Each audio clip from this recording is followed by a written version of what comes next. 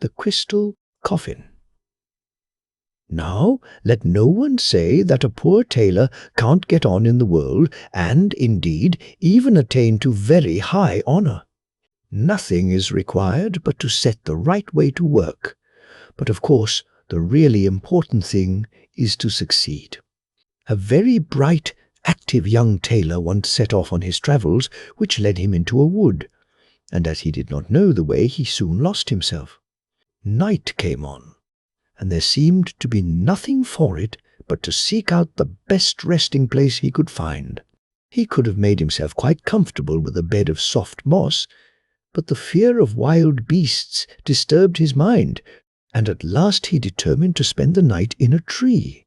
He sought out a tall oak tree, climbed up to the top, and felt devoutly thankful that his big smoothing iron was in his pocket, for the wind in the treetops was so high that he might easily have been blown away altogether.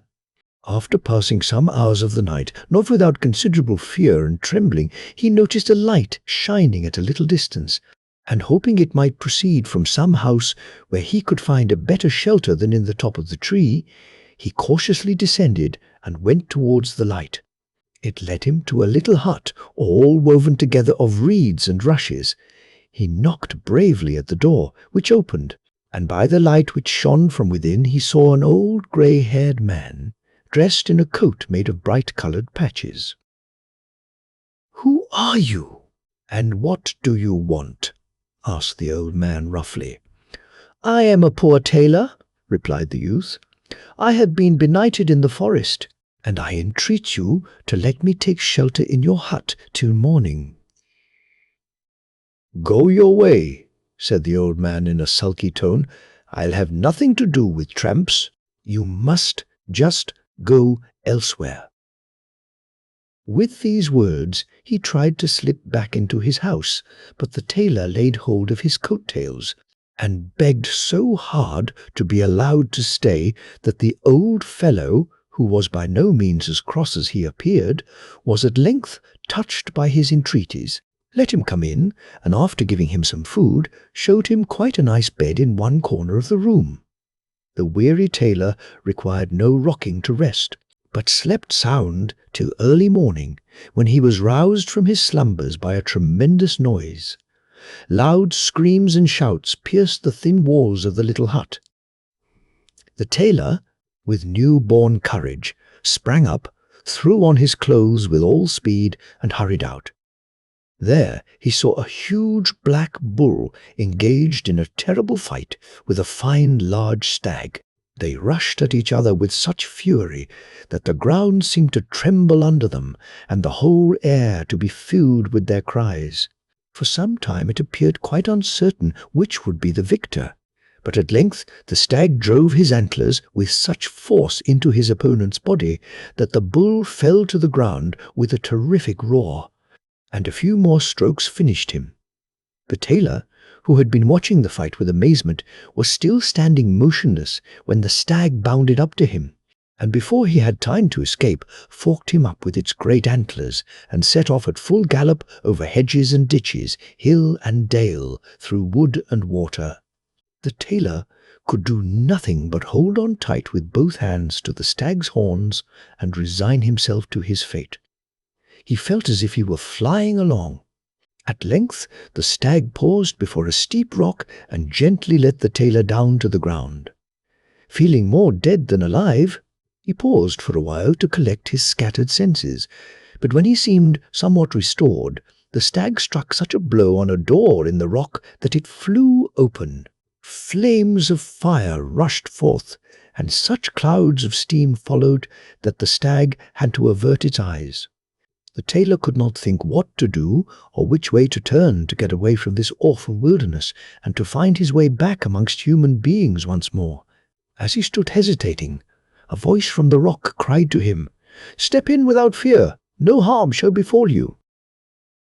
He still lingered, but some mysterious power seemed to impel him, and passing through the door, he found himself in a spacious hall, whose ceiling, walls, and floor were covered with polished tiles carved all over with unknown figures. He gazed about, full of wonder, and was just preparing to walk out again when the same voice bade him tread on the stone in the middle of the hall, and good luck will attend you. By this time he had grown so courageous that he did not hesitate to obey the order, and hardly had he stepped on the stone than it began to sink gently with him into the depths below. On reaching firm ground, he found himself in a hall of much the same size as the upper one, but with much more in it to wonder at and admire. Round the walls were several niches, in each of which stood glass vessels filled with some bright-coloured spirit or bluish smoke.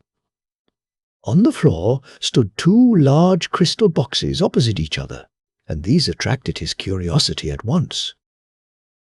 Stepping up to one of them, he saw within it what looked like a model in miniature of a fine castle surrounded by farms, barns, stables, and a number of other buildings. Everything was quite tiny, but so beautifully and carefully finished that it might have been the work of an accomplished artist. He would have continued gazing much longer at this remarkable curiosity, had not the voice desired him to turn round and look at the crystal coffin which stood opposite. What was his amazement at seeing a girl of surpassing loveliness lying in it! She lay as though sleeping, and her long, fair hair seemed to wrap her round like some costly mantle.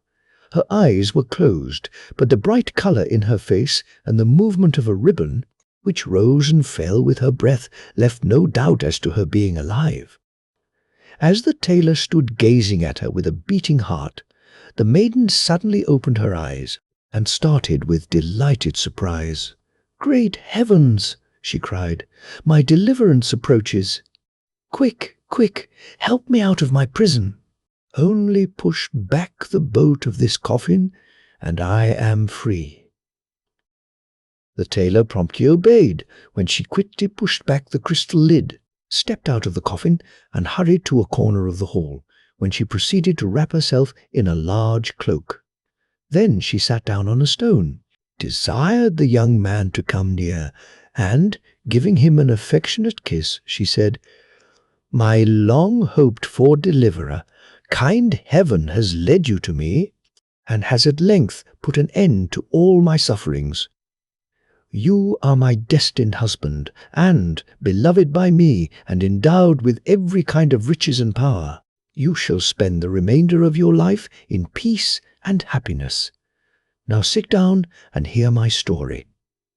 I am the daughter of a wealthy nobleman. My parents died when I was very young, and they left me to the care of my eldest brother, by whom I was carefully educated. We loved each other so tenderly, and our tastes and interests were so much alike that we determined never to marry, but to spend our entire lives together. There was no lack of society at our home. Friends and neighbours paid us frequent visits, and we kept open house for all. Thus it happened that one evening a stranger rode up to the castle and asked for hospitality, as he could not reach the nearest town that night. We granted his request with ready courtesy, and during supper he entertained us with most agreeable conversation, mingled with amusing anecdotes. My brother took such a fancy to him that he pressed him to spend a couple of days with us, which, after a little hesitation, the stranger consented to do. We rose late from table, and whilst my brother was showing our guest to his room, I hurried to mine, for I was very tired and longed to get to bed. I had hardly dropped off to sleep when I was roused by the sound of some soft and charming music.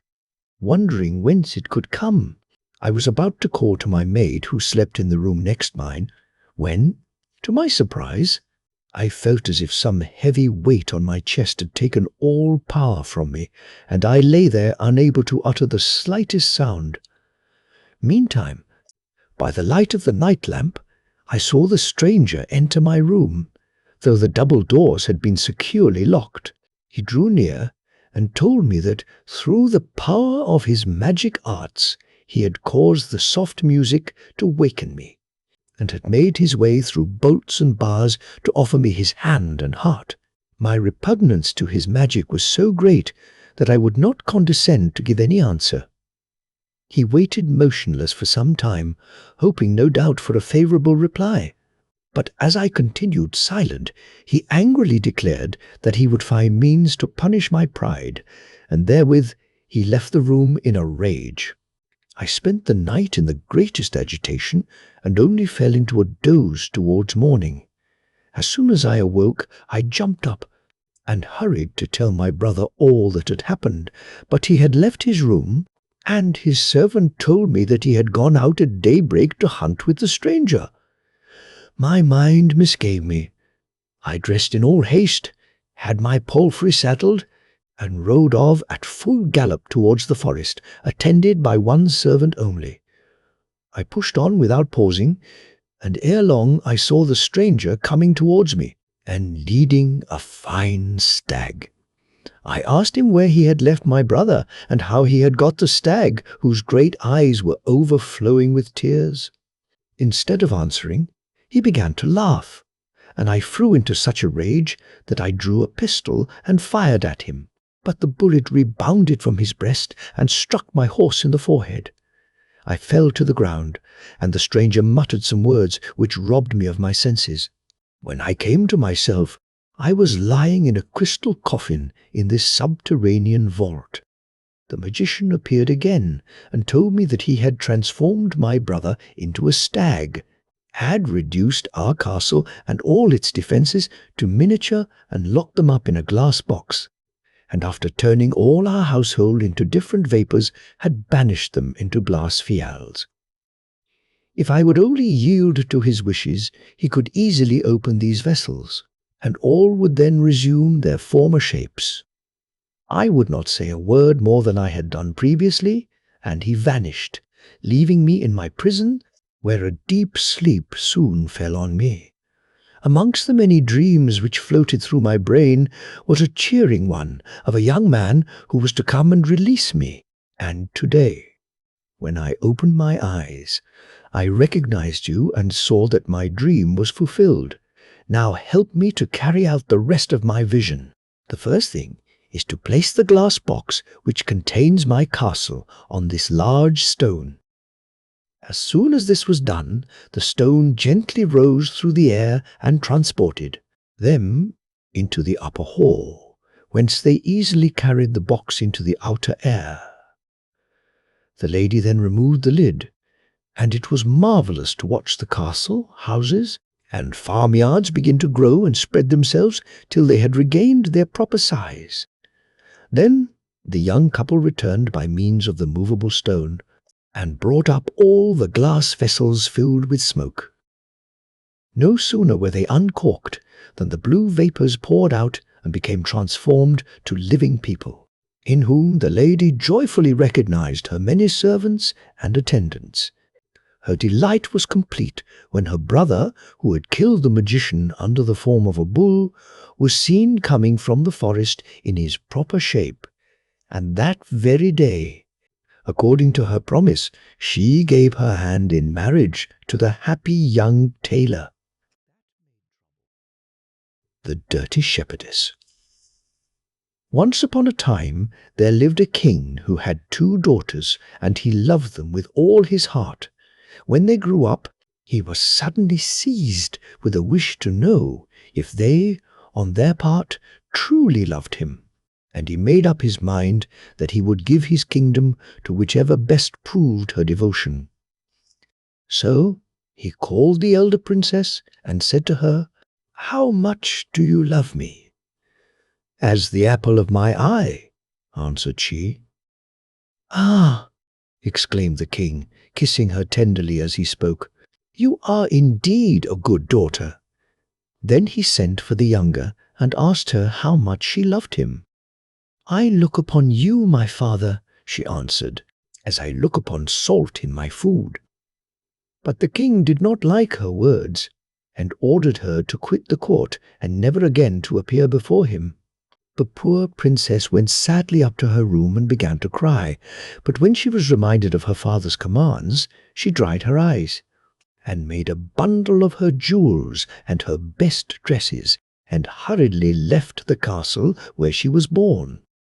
She walked straight along the road in front of her, without knowing very well where she was going or what was to become of her, for she had never been shown how to work, and all she had learnt consisted of a few household rules and receipts of dishes which her mother had taught her long ago. And as she was afraid that no housewife would want to engage a girl with such a pretty face, she determined to make herself as ugly as she could. She therefore took off the dress that she was wearing and put on some horrible old rags belonging to a beggar, all torn and covered with mud. After that she smeared mud all over her hands and face and shook her hair into a great tangle. Having thus changed her appearance, she went about offering herself as a goose girl or shepherdess. But the farmers' wives would have nothing to say to such a dirty maiden, and sent her away with a morsel of bread for charity's sake. After walking for a great many days without being able to find any work, she came to a large farm, where they were in want of a shepherdess, and engaged her gladly. One day, when she was keeping her sheep in a lonely tract of land, she suddenly felt a wish to dress herself in her robes of splendor. She washed herself carefully in the stream, and as she always carried her bundle with her, it was easy to shake off her rags and transform herself in a few moments into a great lady. The king's son, who had lost his way out hunting, perceived this lovely damsel a long way off and wished to look at her closer. But as soon as the girl saw what he was at, she fled into the wood as swiftly as a bird. The prince ran after her, but as he was running, he caught his foot in the root of a tree and fell, and when he got up again, she was nowhere to be seen. When she was quite safe, she put on her rags again and smeared over her face and hands. However, the young prince, who was both hot and thirsty, found his way to the farm to ask for a drink of cider, and he inquired the name of the beautiful lady that kept the sheep. At this everyone began to laugh, for they said that the shepherdess was one of the ugliest and dirtiest creatures under the sun. The prince thought some witchcraft must be at work, and he hastened away before the return of the shepherdess, who became that evening the butt of everybody's jests. But the king's son thought often of the lovely maiden whom he had only seen for a moment, though she seemed to him much more fascinating than any lady of the court. At last he dreamed of nothing else, and grew thinner day by day till his parents inquired what was the matter, promising to do all they could to make him as happy as he once was.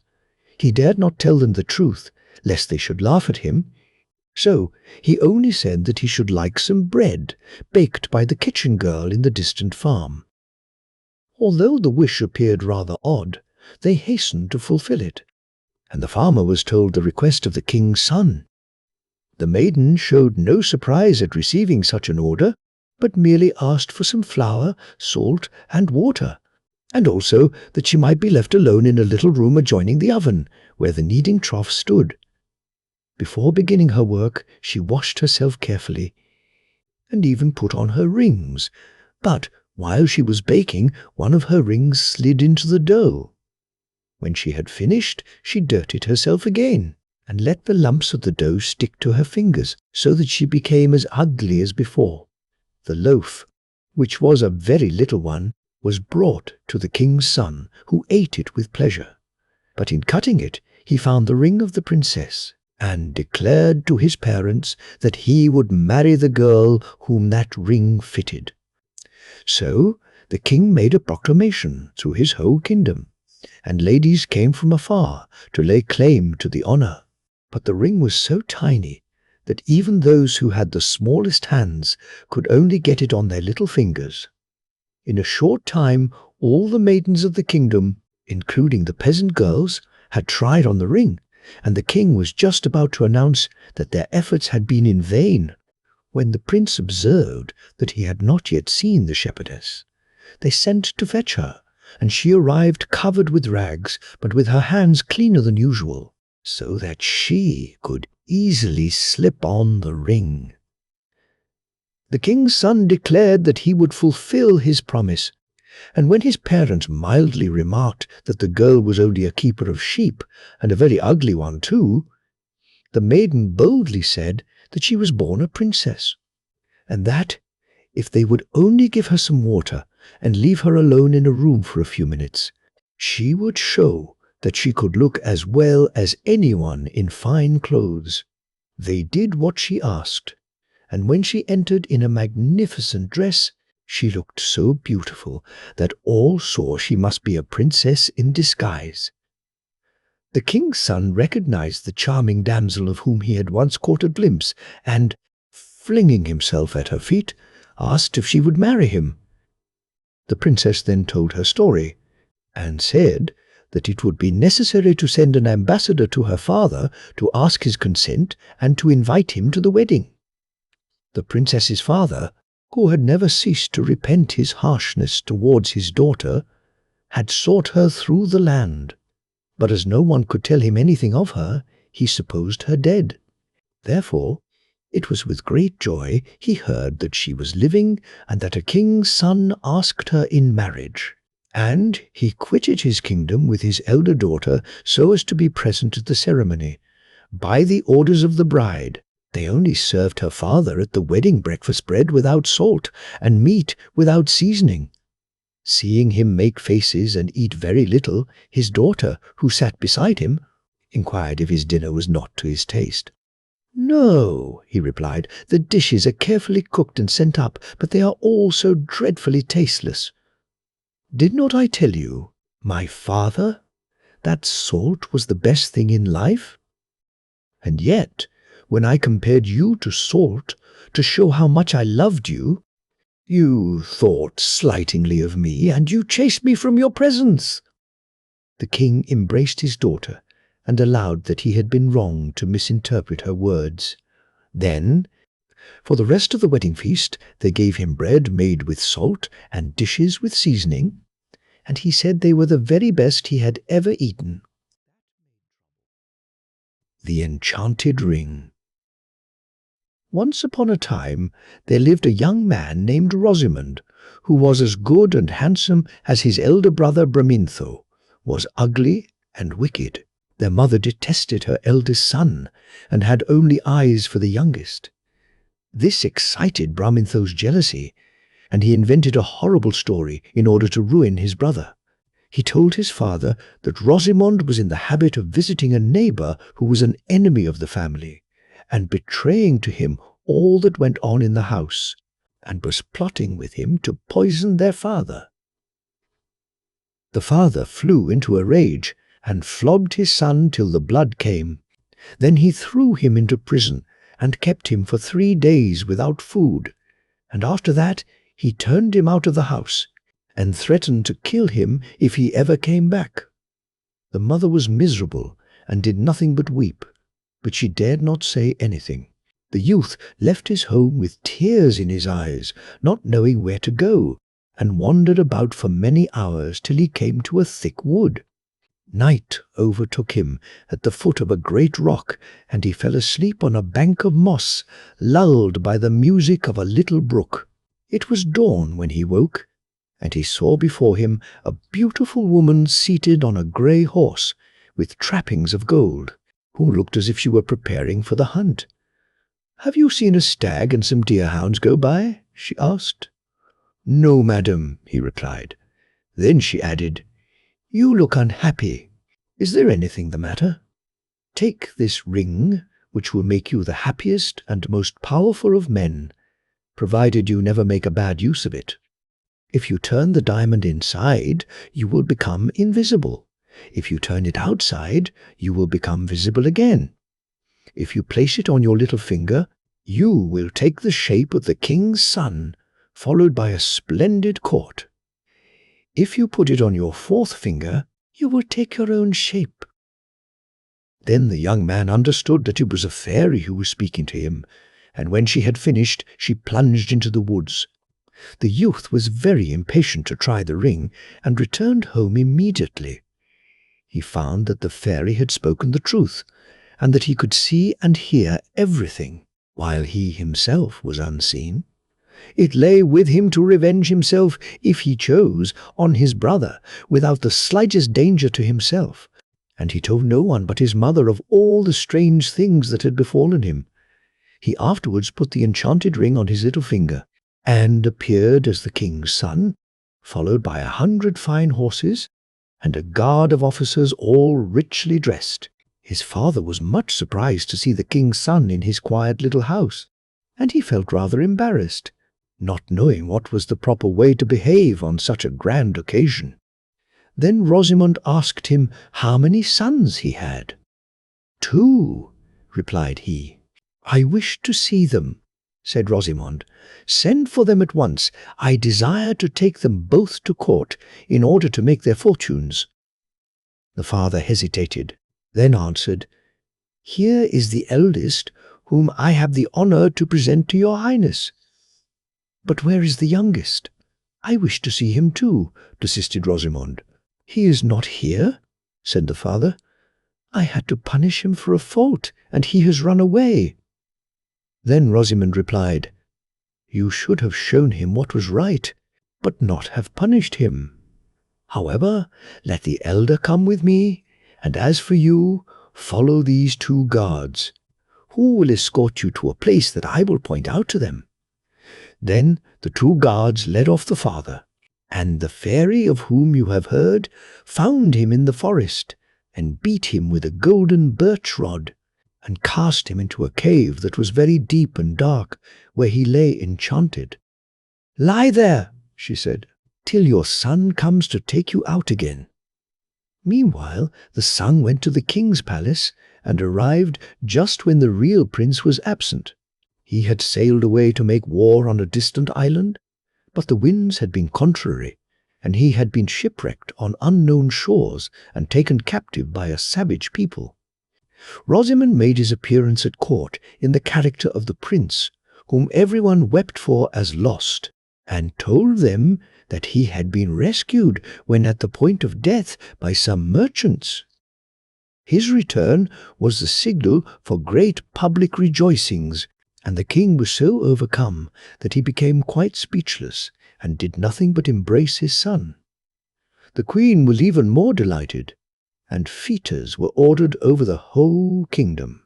One day, the false prince said to his real brother, Bramintho, You know that I brought you here from your native village in order to make your fortune, but I have found out that you are a liar, and that by your deceit you have been the cause of all the troubles of your brother Rosamond.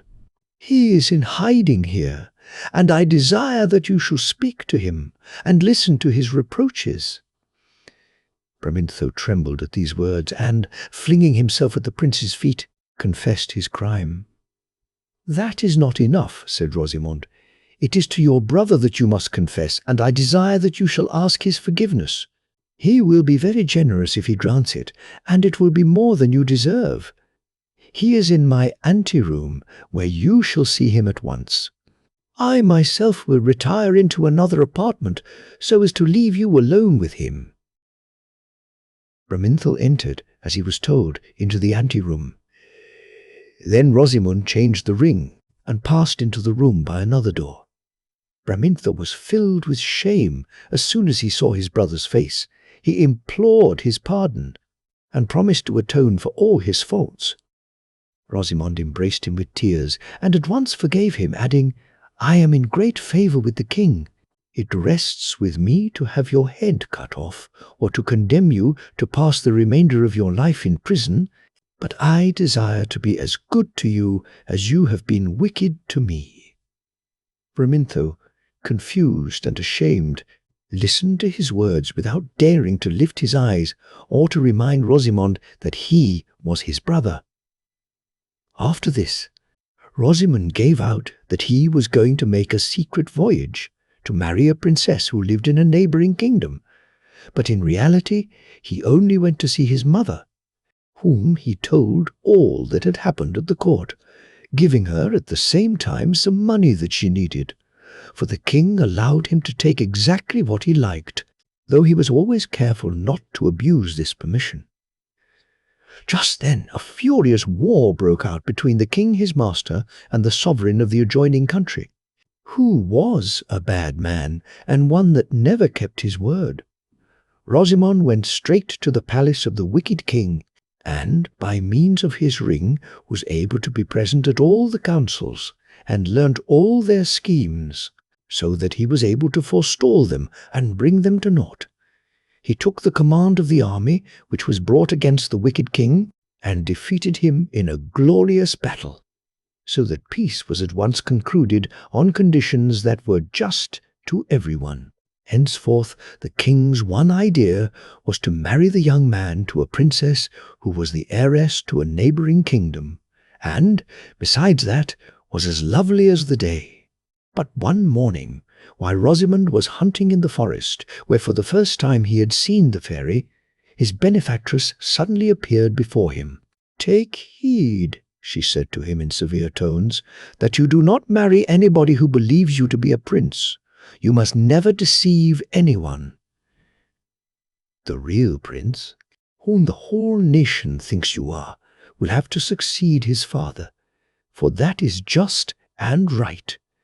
Go and seek him in some distant island, and I will send winds that will swell your sails and bring you to him. Hasten to render this service to your master, although it is against your own ambition, and prepare, like an honest man, to return to your natural state. If you do not do this, you will become wicked and unhappy, and I will abandon you to all your former troubles." Rosamond took these wise counsels to heart. He gave out that he had undertaken a secret mission to a neighbouring state, and embarked on board a vessel, the winds carrying him straight to the island where the fairy had told him he would find the real prince.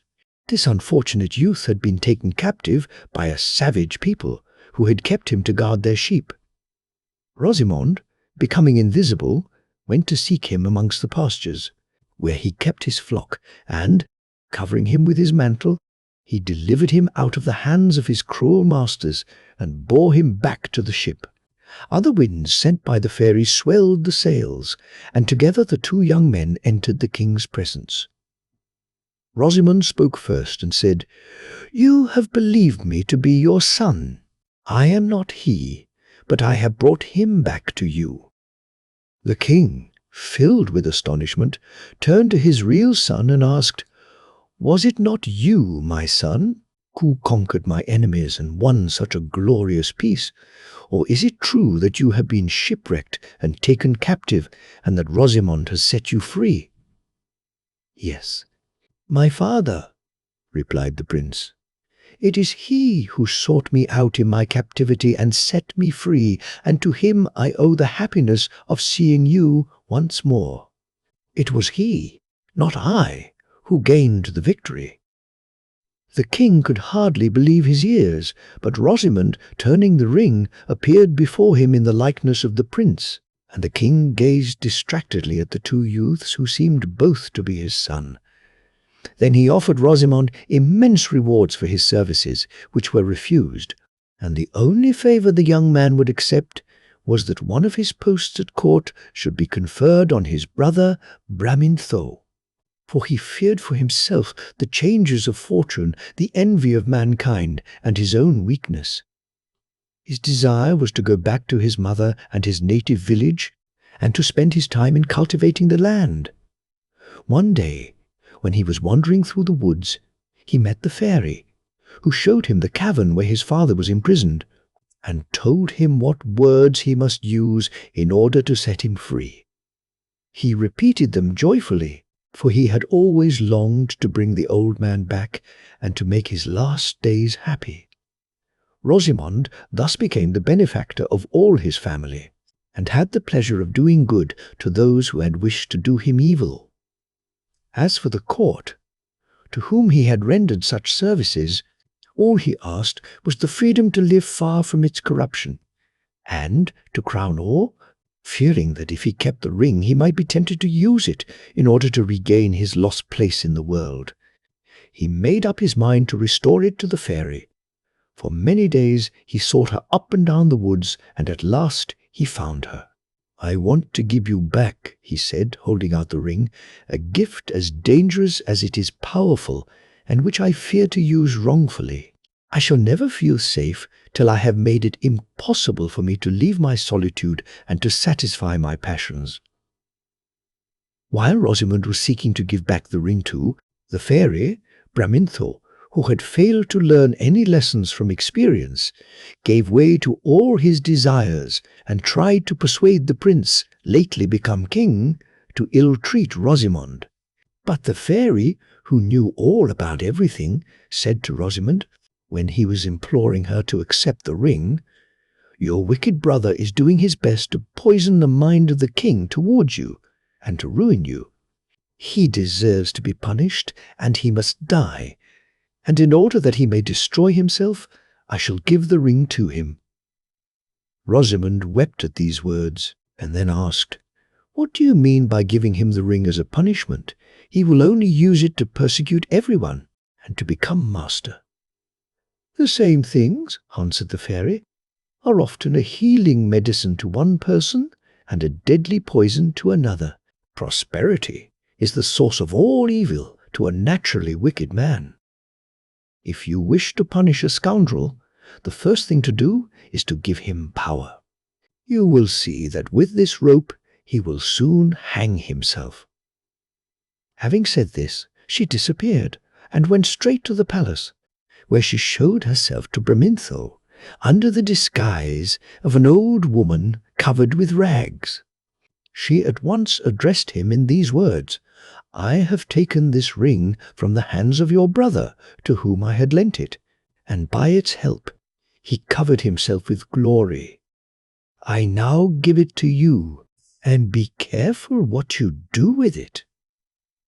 Bramintho replied with a laugh, "I shall certainly not imitate my brother, who was foolish enough to bring back the prince instead of reigning in his place, and he was as good as his word.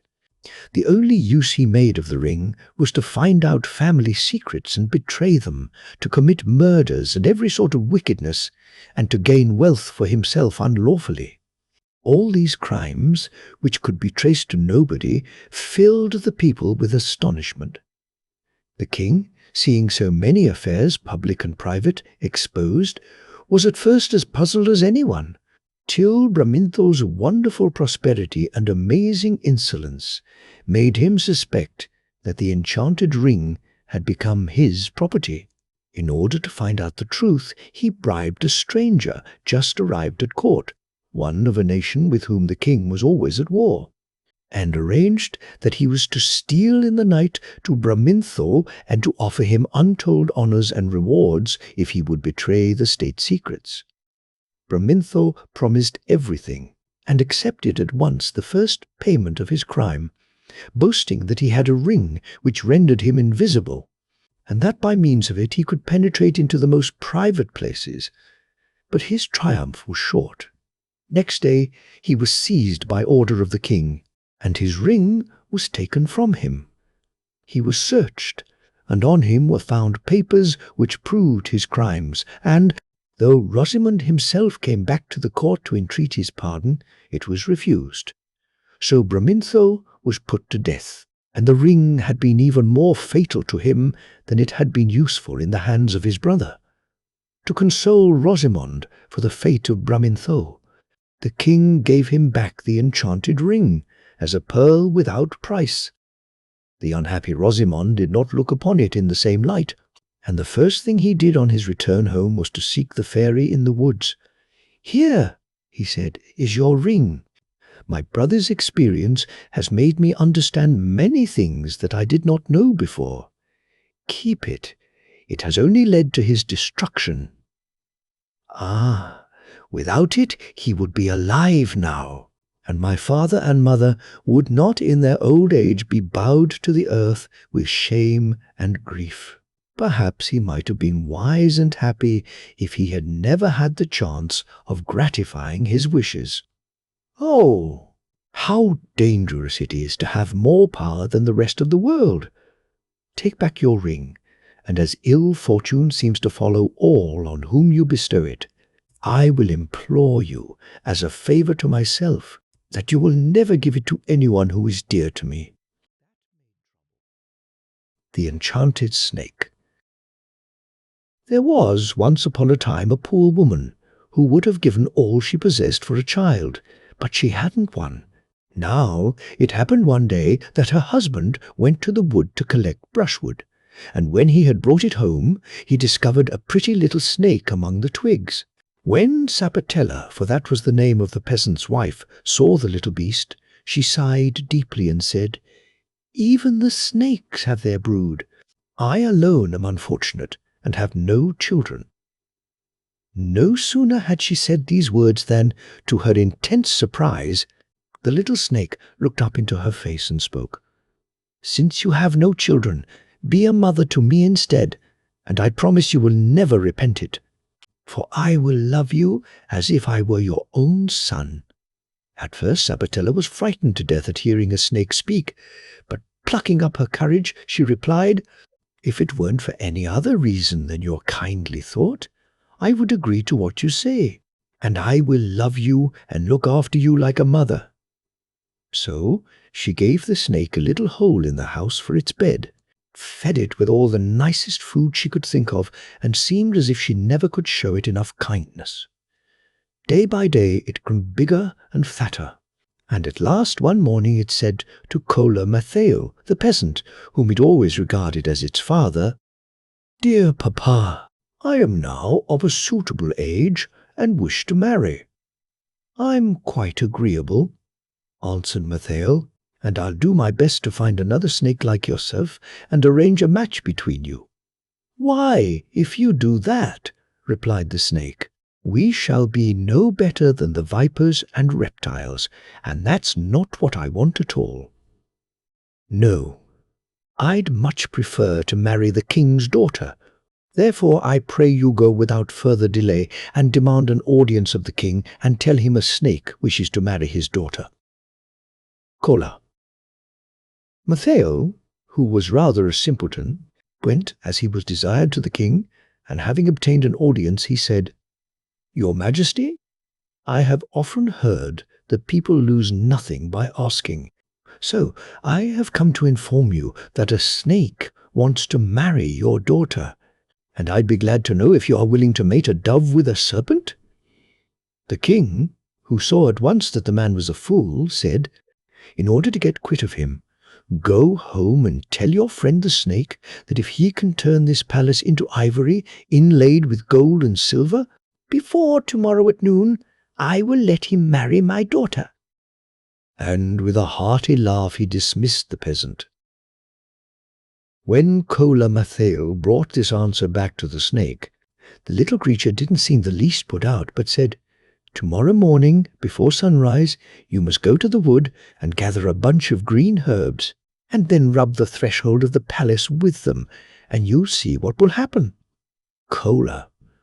Matteo, who was, as I have said before, a great simpleton, made no reply, but before sunrise next morning he went to the wood and gathered a bunch of St. John's wort and rosemary and such like herbs, and rubbed them, as he had been told, on the floor of the palace.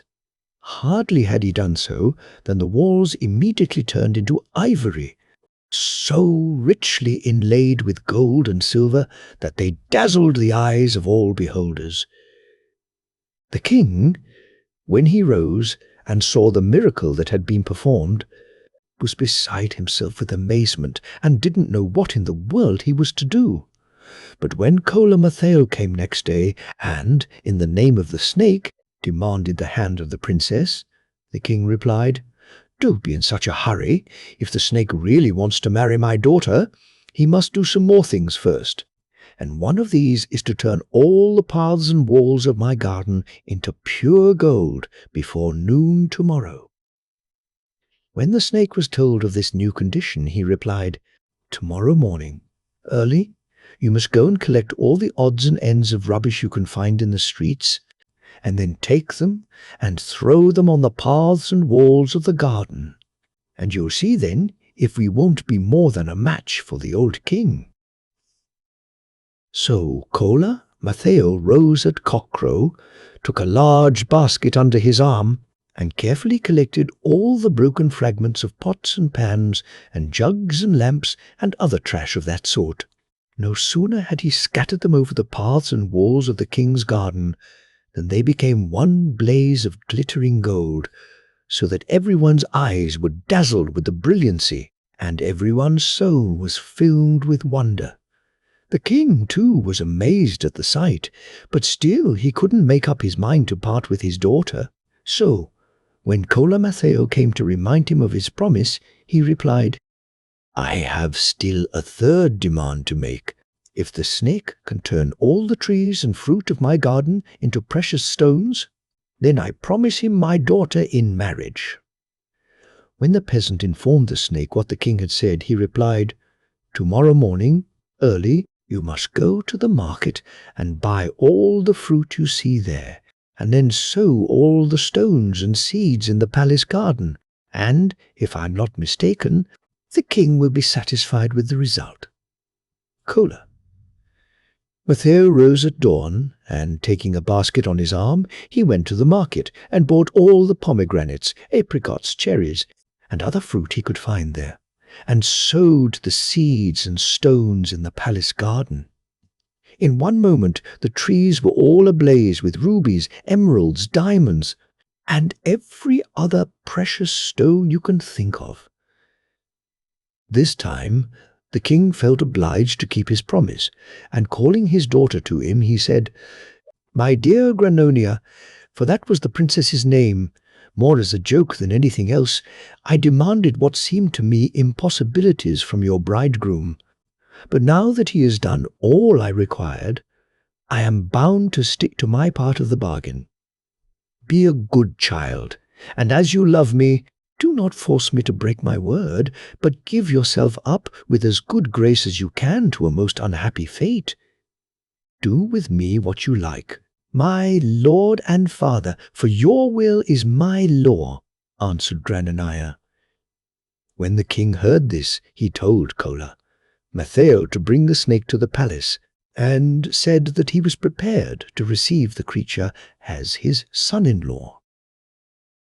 The snake arrived at court in a carriage made of gold and drawn by 6 white elephants, but wherever it appeared on the way, the people fled in terror at the sight of the fearful reptile. When the snake reached the palace, all the courtiers shook and trembled with fear down to the very scullion, and the king and queen were in such a state of nervous collapse that they hid themselves in a faraway turret. Granonia alone kept her presence of mind, and although both her father and mother implored her to fly for her life, she wouldn't move a step, saying, "I'm certainly not going to fly from the man you have chosen for my husband." As soon as the snake saw Granonia, it wound its tail round her and kissed her. Then, leading her into a room, it shut the door, and throwing off its skin, it changed into a beautiful young man with golden locks and flashing eyes, who embraced Granonia tenderly, and said all sorts of pretty things to her. When the king saw the snake shut itself into a room with his daughter, he said to his wife, "Heaven be merciful to our child, for I fear it is all over with her now. This cursed snake has most likely swallowed her up." Then they put their eyes to the keyhole to see what had happened. Their amazement knew no bounds when they saw a beautiful youth standing before their daughter with the snake's skin lying on the floor beside him. In their excitement, they burst open the door, and seizing the skin, they threw it into the fire. But no sooner had they done this than the young man called out, "Oh, wretched people, what have you done?" And before they had time to look round, he had changed himself into a dove, and dashing against the window, he broke a pane of glass, and flew away from their sight. But Granonia, who, in one and the same moment, saw herself merry and sad, cheerful and despairing, rich and beggared, complained bitterly over this robbery of her happiness, this poisoning of her coupled joy, this unlucky stroke of fortune, and laid all the blame on her parents, though they assured her that they had meant no harm. But the princess refused to be comforted, and at night, when all the inhabitants of the palace were asleep, she stole out by a back door, disguised as a peasant woman, determined to seek for her lost happiness till she found it. When she got to the outskirts of the town, led by the light of the moon, she met a fox who offered to accompany her, an offer which Granonia gladly accepted, saying, "You are most heartily welcome, for I don't know my way at all about the neighborhood."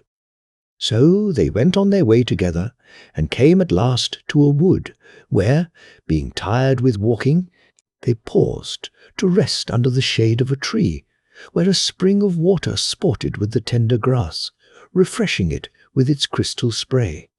They laid themselves down on the green carpet, and soon fell fast asleep, and did not waken again till the sun was high in the heavens. They rose up and stood for some time listening to the birds singing, because Granonia delighted in their songs. When the fox perceived this, he said, "If you only understood, as I do, what these little birds are saying, your pleasure would be even greater." Provoked by his words, for we all know that curiosity is as deeply inborn in every woman as even the love of talking, Granonia implored the fox to tell her what the birds had said. At first, the wily fox refused to tell her what he had gathered from the conversation of the birds, but at last he gave way to her entreaties, and told her that they had spoken of the misfortunes of a beautiful young prince, whom a wicked enchantress had turned into a snake for the period of 7 years. At the end of this time he had fallen in love with a charming princess, but that when he had shut himself up into a room with her, and had thrown off his snake's skin, her parents had forced their way into the room and had burnt the skin, whereupon the prince, changed into the likeness of a dove, had broken a pane of glass in trying to fly out of the window, and had wounded himself so badly that the doctors despaired of his life. Granonia, when she learnt that they were talking of her lover, asked at once whose son he was, and if there was any hope of his recovery, to which the fox made answer that the birds had said he was the son of the king of Vallone Grosso, and that the only thing that could cure him was to rub the wounds on his head with the blood of the very birds who had told the tale. Then Granonia knelt down before the fox and begged him in her sweetest way to catch the birds for her and procure their blood, promising at the same time to reward him richly. "All right," said the fox, "only don't be in such a hurry. Let's wait till night. When the little birds have gone to roost, then I'll climb up and catch them all for you." So they passed the day, talking now of the beauty of the prince, now of the father of the princess, and then of the misfortune that had happened. At last the night arrived, and all the little birds were asleep high up on the branches of a big tree. The fox climbed up stealthily and caught the little creatures with his paws, one after the other. And when he had killed them all, he put their blood into a little bottle, which he wore at his side, and returned with it to Granonia, who was beside herself with joy at the result of the fox's raid. But the fox said, "My dear daughter, your joy is in vain, because, let me tell you, this blood is of no earthly use to you unless you add some of mine to it." And with these words he took to his heels. Granonia, who saw her hopes dashed to the ground in this cruel way, had recourse to flattery and cunning, weapons which have often stood the sex in good stead, and called out after the fox, "Father Fox, you would be quite right to save your skin if, in the first place, I didn't feel I owed so much to you. And if, in the second, there weren't other foxes in the world, but as you know how grateful I feel to you, and as there are heaps of other foxes about, you can trust yourself to me. Don't behave like the cow that kicks the pail over after it has filled it with milk, but continue your journey with me. And when we get to the capital, you can sell me to the king as a servant girl." It never entered the fox's head that even foxes can be outwitted. So, after a bit, he consented to go with her, But he hadn't gone far before the cunning girl seized a stick and gave him such a blow with it on the head that he dropped down dead on the spot. Then Granonia took some of his blood and poured it into her little bottle, and went on her way as fast as she could to Valogni Grosso.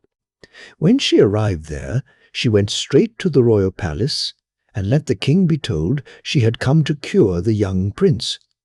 The king commanded her to be brought before him at once, and was much astonished when he saw that it was a girl who undertook to do what all the cleverest doctors of his kingdom had failed in. As an attempt hurts no one, he willingly consented that she should do what she could. "All I ask," said Granonia, "is that, should I succeed in what you desire, you will give me your son in marriage." The king, who had given up all hopes of his son's recovery, replied, "Only restore him to life and health, and he shall be yours. It is only fair to give her a husband who gives me a son." And so they went into the prince's room. The moment Granonia had rubbed the blood on his wounds, the illness left him, and he was as sound and well as ever.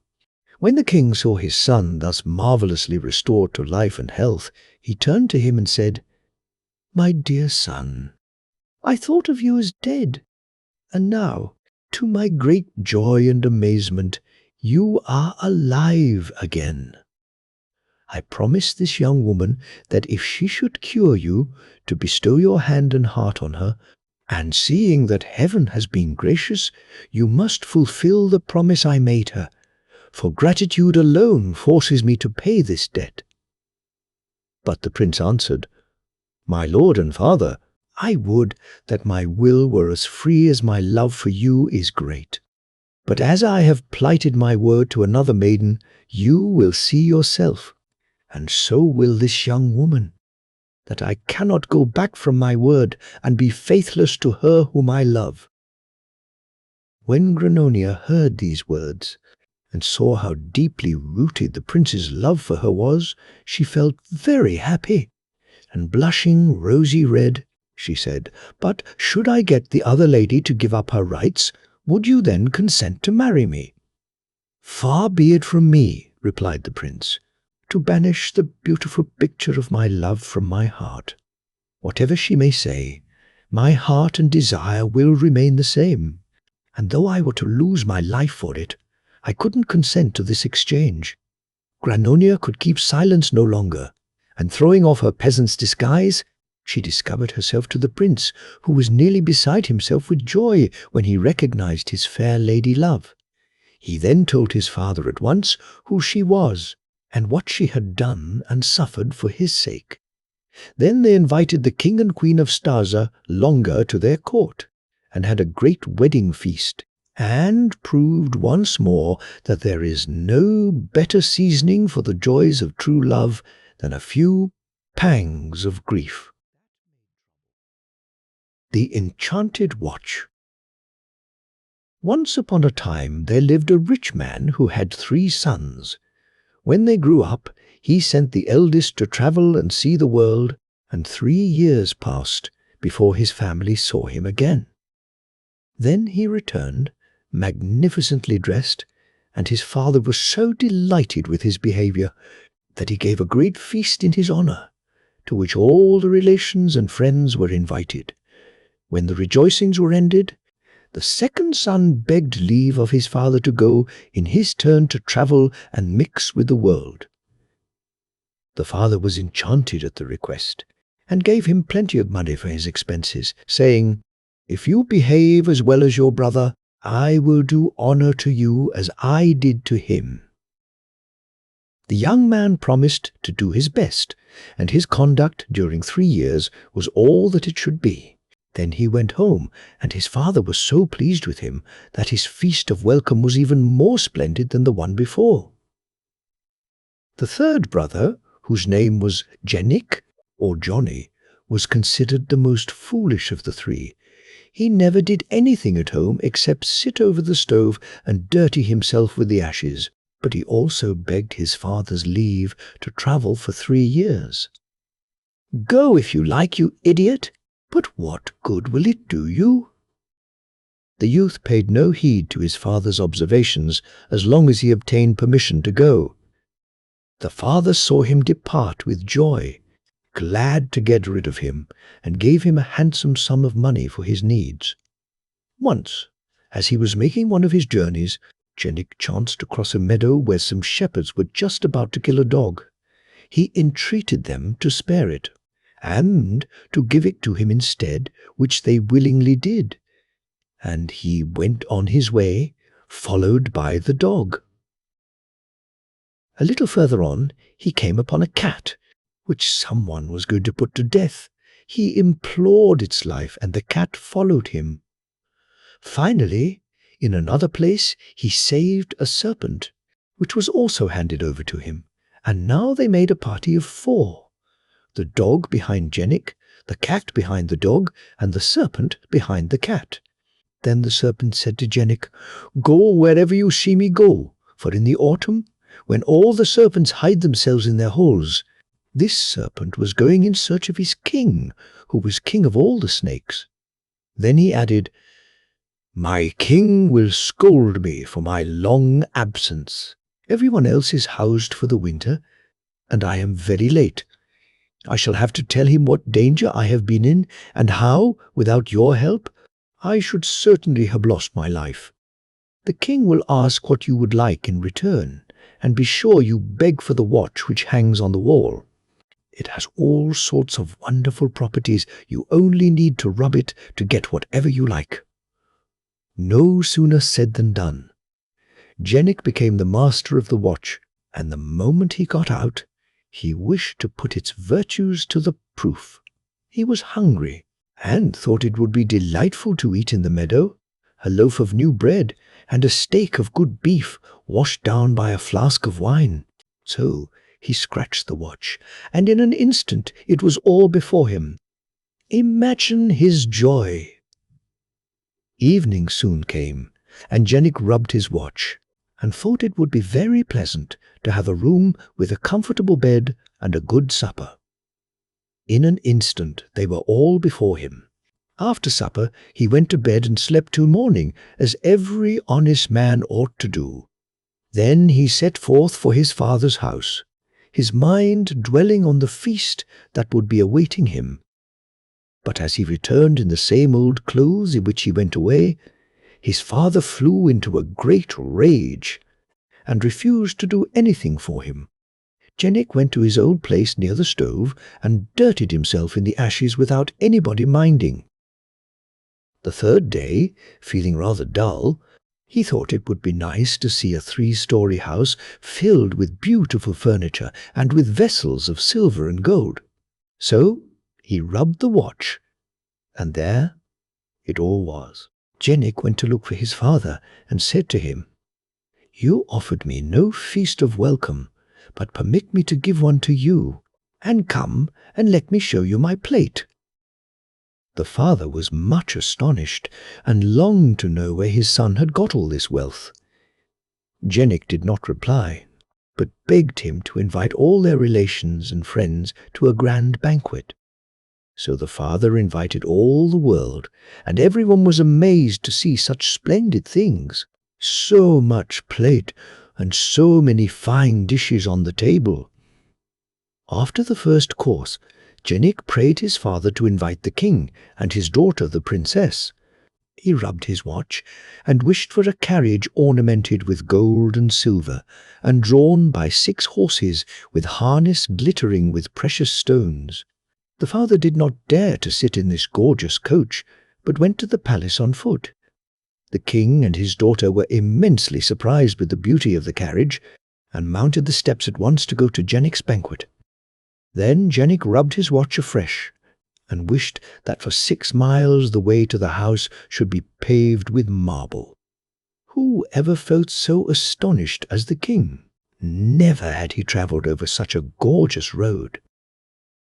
When Jenik heard the wheels of the carriage, he rubbed his watch and wished for a still more beautiful house, 4 stories high, and hung with gold, silver, and damask, filled with wonderful tables covered with dishes such as no king had ever eaten before. The king, the queen, and the princess were speechless with surprise. Never had they seen such a splendid palace, nor such a high feast. At dessert, the king asked Jenik's father to give him the young man for a son-in-law. No sooner said than done.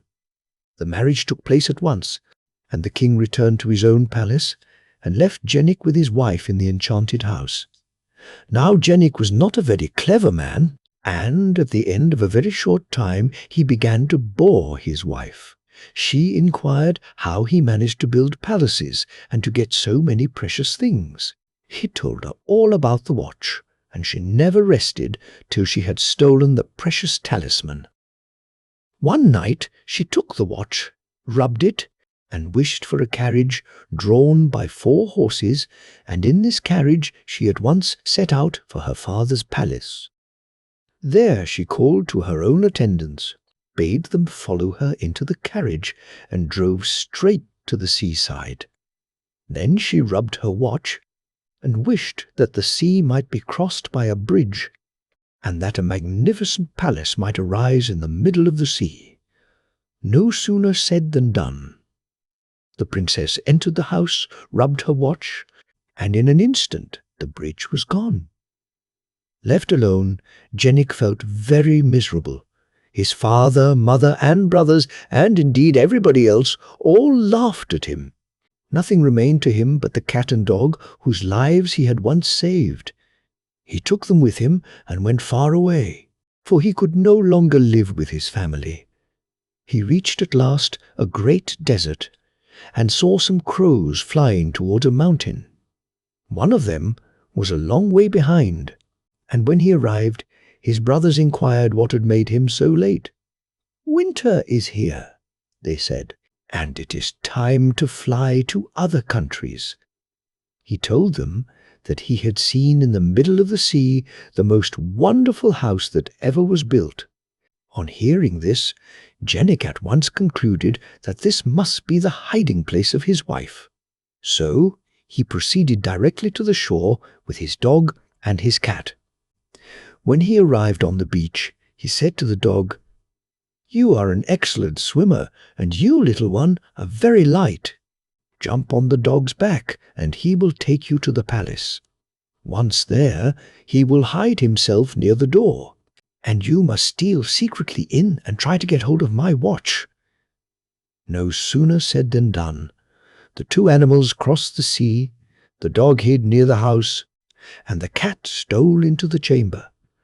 The princess recognized him, and guessed why he had come, and she took the watch down to the cellar and locked it in a box. But the cat wriggled its way into the cellar, and the moment the princess turned her back, he scratched and scratched till he had made a hole in the box. Then he took the watch between his teeth and waited quietly till the princess came back. Scarcely had she opened the door when the cat was outside, and the watch into the bargain. The cat was no sooner beyond the gates than she said to the dog, "We are going to cross the sea. Be very careful not to speak to me." The dog laid this to heart and said nothing, but when they approached the shore he could not help asking, "Have you got the watch?" The cat did not answer. He was afraid that he might let the talisman fall. When they touched the shore, the dog repeated his question. "Yes," said the cat, and the watch fell into the sea. Then our 2 friends began each to accuse the other, and both looked sorrowfully at the place where their treasure had fallen in. Suddenly a fish appeared near the edge of the sea. The cat seized it, and thought it would make them a good supper. "I have 9 little children," cried the fish. "Spare the father of a family." "Granted," replied the cat, "but on condition that you find our watch." The fish executed his commission, and they brought the treasure back to their master. Jenik rubbed the watch and wished that the palace, with the princess and all its inhabitants, should be swallowed up in the sea. No sooner said than done. Jenik returned to his parents, and he and his watch, his cat, and his dog lived together happily to the end of their days. The Golden Blackbird. Once upon a time there was a great lord who had 3 sons. He fell very ill, sent for doctors of every kind, even bone setters, but they, none of them, could find out what was the matter with him, or even give him any relief. At last there came a foreign doctor, who declared that the golden blackbird alone could cure the sick man. So the old lord dispatched his eldest son to look for the wonderful bird, and promised him great riches if he managed to find it and bring it back. The young man began his journey, and soon arrived at a place where 4 roads met. He did not know which to choose, and tossed his cap in the air, determining that the direction of its fall should decide him. After travelling for 2 or 3 days, he grew tired of walking without knowing where or for how long, and he stopped at an inn which was filled with merrymakers, and ordered something to eat and drink. "My faith," said he, "it is sheer folly to waste more time hunting for this bird. My father is old, and if he dies I shall inherit his goods." The old man, after waiting patiently for some time, sent his second son to seek the golden blackbird. The youth took the same direction as his brother, and when he came to the crossroads, he too tossed up which road he should take. The cap fell in the same place as before, and he walked on till he came to the spot where his brother had halted. The latter, who was leaning out of the window of the inn, called to him to stay where he was and amuse himself. "You are right," replied the youth. "Who knows if I should ever find the golden blackbird, even if I sought the whole world through for it? At the worst, if the old man dies, we shall have his property." He entered the inn, and the 2 brothers made merry and feasted, till very soon their money was all spent. They even owed something to their landlord, who kept them as hostages till they could pay their debts. The youngest son set forth in his turn, and he arrived at the place where his brothers were still prisoners. They called to him to stop, and did all they could to prevent his going further. "No," he replied, "my father trusted me, and I will go all over the world till I find the golden blackbird." "Bah," said his brothers, "you will never succeed any better than we did. Let him die if he wants to. We will divide the property." As he went his way, he met a little hare, who stopped to look at him, and asked, "Where are you going, my friend?" "I really don't quite know," answered he. "My father is ill, and he cannot be cured unless I bring him back the golden blackbird. It is a long time since I set out, but no one can tell me where to find it." "Ah," said the hare, "you have a long way to go yet.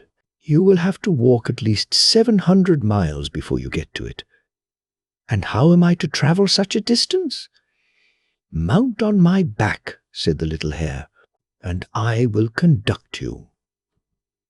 The young man obeyed. At each bound the little hare went 7 miles, and it was not long before they reached a castle that was as large and beautiful as a castle could be.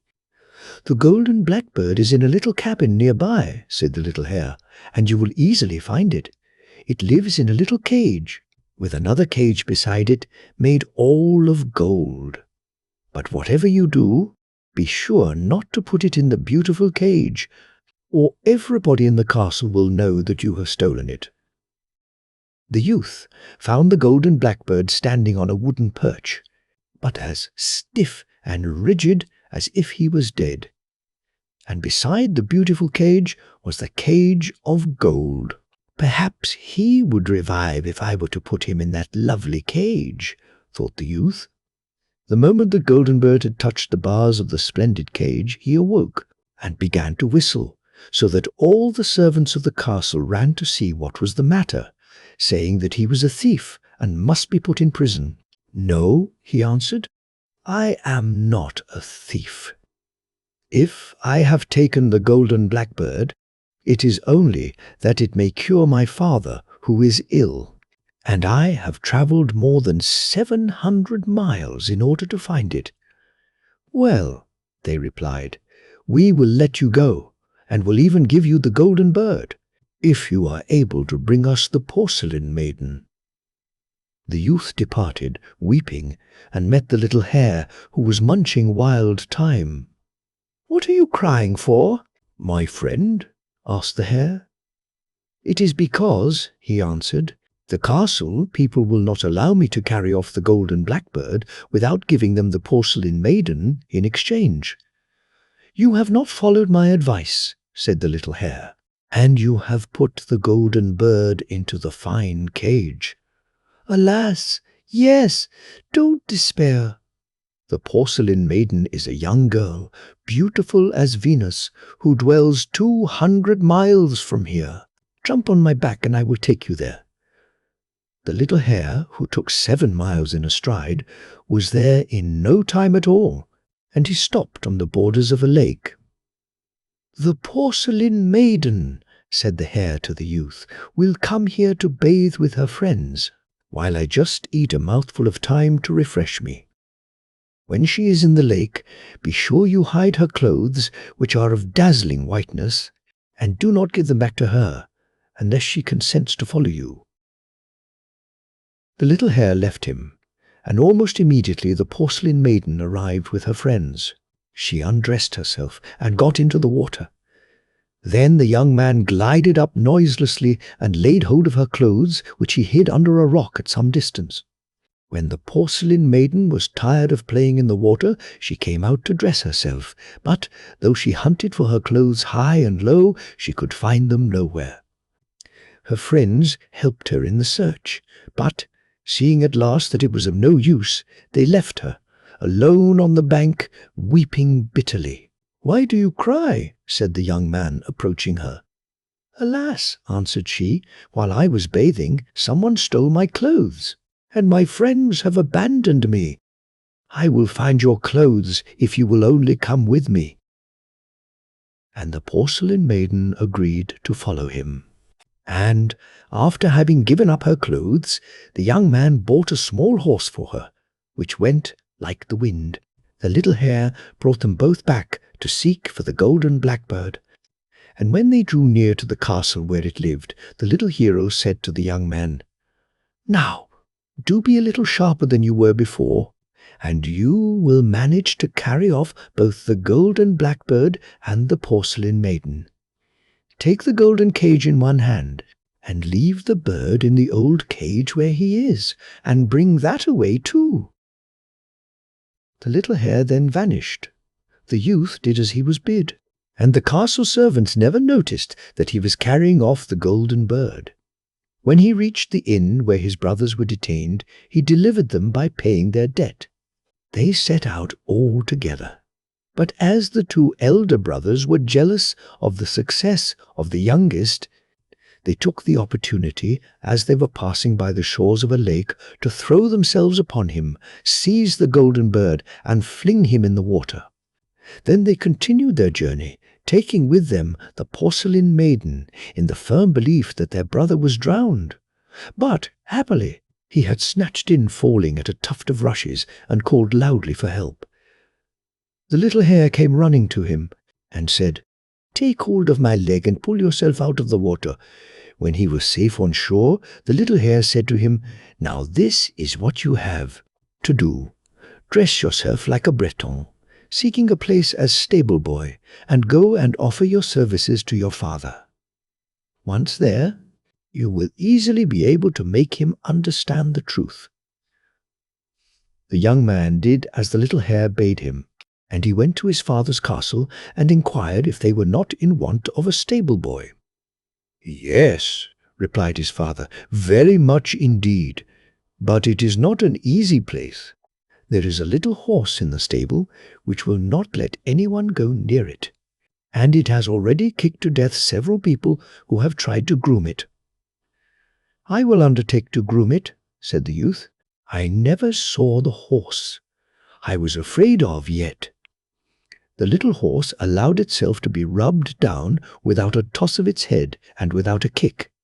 "Good gracious!" exclaimed the master. "How is it that he lets you touch him when no one else can go near him?" "Perhaps he knows me," answered the stable boy. 2 or 3 days later the master said to him, "The porcelain maiden is here. But though she is as lovely as the dawn, she is so wicked that she scratches everyone that approaches her. Try if she will accept your services." When the youth entered the room where she was, the golden blackbird broke forth into a joyful song, and the porcelain maiden sang too, and jumped for joy. "Good gracious!" cried the master. "The porcelain maiden and the golden blackbird know you too?" "Yes," replied the youth, "and the porcelain maiden can tell you the whole truth, if she only will."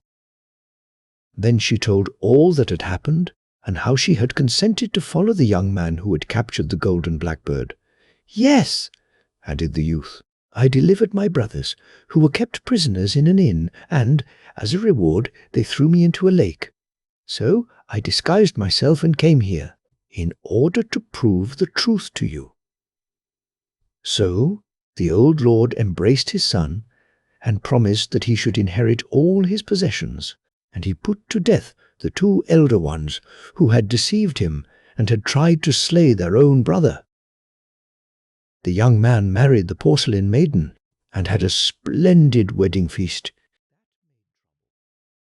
The Golden Lads.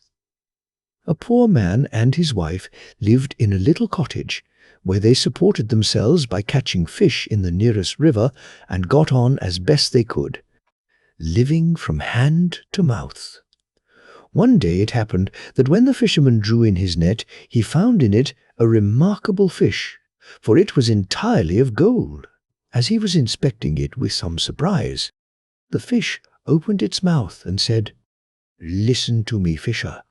If you will just throw me back into the water, I'll turn your poor little cottage into a splendid castle."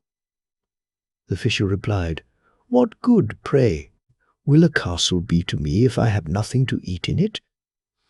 "Oh," said the goldfish, "I'll take care of that. There will be a cupboard in the castle, in which you will find dishes of every kind of food you can wish for most." "If that's the case," said the man, "I've no objection to oblige you." "Yes," observed the fish, "but there is one condition attached to my offer, and that is that you are not to reveal to a soul where your good fortune comes from. If you say a word about it, it will all vanish." The man threw the fish back into the water and went home. But on the spot where his cottage used to stand, he found a spacious castle. He opened his eyes wide, went in, and found his wife dressed out in smart clothes, sitting in a splendidly furnished drawing-room. She was in high spirits and cried out, "Oh, husband, how can this all have happened? I am so pleased." "Yes," said her husband, "so am I pleased, but I'm uncommonly hungry, and I want something to eat at once." Said his wife, "I've got nothing, and I don't know where anything is in this new house." "Never mind," replied the man. "I see a big cupboard there. Suppose you unlock it." When the cupboard was opened, they found meat, cakes, fruit, and wine, all spread out in the most tempting fashions. The wife clapped her hands with joy and cried, "Dear heart, what more can one wish for?" And they sat down and ate and drank. When they had finished, the wife asked, "But husband, where do all these riches come from?" "Ah," said he, "don't ask me. I dare not tell you. If I reveal the secret to anyone, it will be all up with us." "Very well," she replied. "If I'm not to be told, of course I don't want to know anything about it." But she was not really in earnest, for her curiosity never left her a moment's peace by day or night, and she teased and worried her husband to such a pitch that at length he quite lost patience and blurted out that it all came from a wonderful golden fish which he had caught and set free again. Hardly were the words well out of his mouth when castle, cupboard, and all vanished, and there they were, sitting in their poor little fishing hut once more. The man had to betake himself to his former trade and set to fishing again. As luck would have it, he caught the golden fish a second time. "Now listen," said the fish. "If you'll throw me back into the water, I'll give you back the castle and the cupboard with all its good things. But now take care, and don't for your life betray where you got them, or you'll just lose them again." "I'll be very careful," promised the fisher, and threw the fish back into the water. When he went home, he found all their former splendor restored, and his wife overjoyed at their good fortune. But her curiosity still continued to torment her, and after restraining it with a great effort for a couple of days, she began questioning her husband again as to what had happened and how he had managed. The man kept silence for some time, but at last she irritated him so much that he burst out with the secret, and in one moment the castle was gone, and they sat once more in their wretched old hut. "There," exclaimed the man, "you would have it. Now we may just go on short commons." "Ah," said his wife, "after all, I'd rather not have all the riches in the world if I can't know where they come from. I shall not have a moment's peace." The man took to his fishing again, and one day fate brought the gold fish into his net for the third time. "Well," said the fish, "I see that I am evidently destined to fall into your hands. Now take me home and cut me into 6 pieces. Give 2 bits to your wife to eat, 2 to your horse, and plant the remaining 2 in your garden, and they would bring you a blessing." The man carried the fish home and did exactly as he had been told. After a time, it came to pass that from the 2 pieces he had planted in the garden, 2 golden lilies grew up, and that his horse had 2 golden foals, whilst his wife gave birth to twin boys who were all golden. The children grew up both tall and handsome, and the foals and the lilies grew with them. One day the children came to their father and said, "Father, we want to mount on golden steeds and ride forth to see the world." Their father answered sadly, "How can I bear it if, when you are far away, I know nothing about you?" And they said, "The golden lilies will tell you all about us if you look at them. If they seem to droop, you will know we are ill. And if they fall down and fade away, it will be a sign we are dead." So off they rode, and came to an inn where were a number of people who, as soon as they saw the 2 golden lads, began to laugh and jeer at them. When one of them heard this, his heart failed him, and he thought he would go no further into the world. So he turned back and rode home to his father. But his brother rode on till he reached the outskirts of a huge forest. Here, he was told, "It will never do for you to ride through the forest. It is full of robbers, and you're sure to come to grief, especially when they see that you and your horse are golden. They will certainly fall on you and kill you." However, he was not to be intimidated, but said, "I must and will ride on." So he procured some bears' skins, and covered himself and his horse with them, so that not a particle of gold could be seen, and then rode bravely on into the heart of the forest.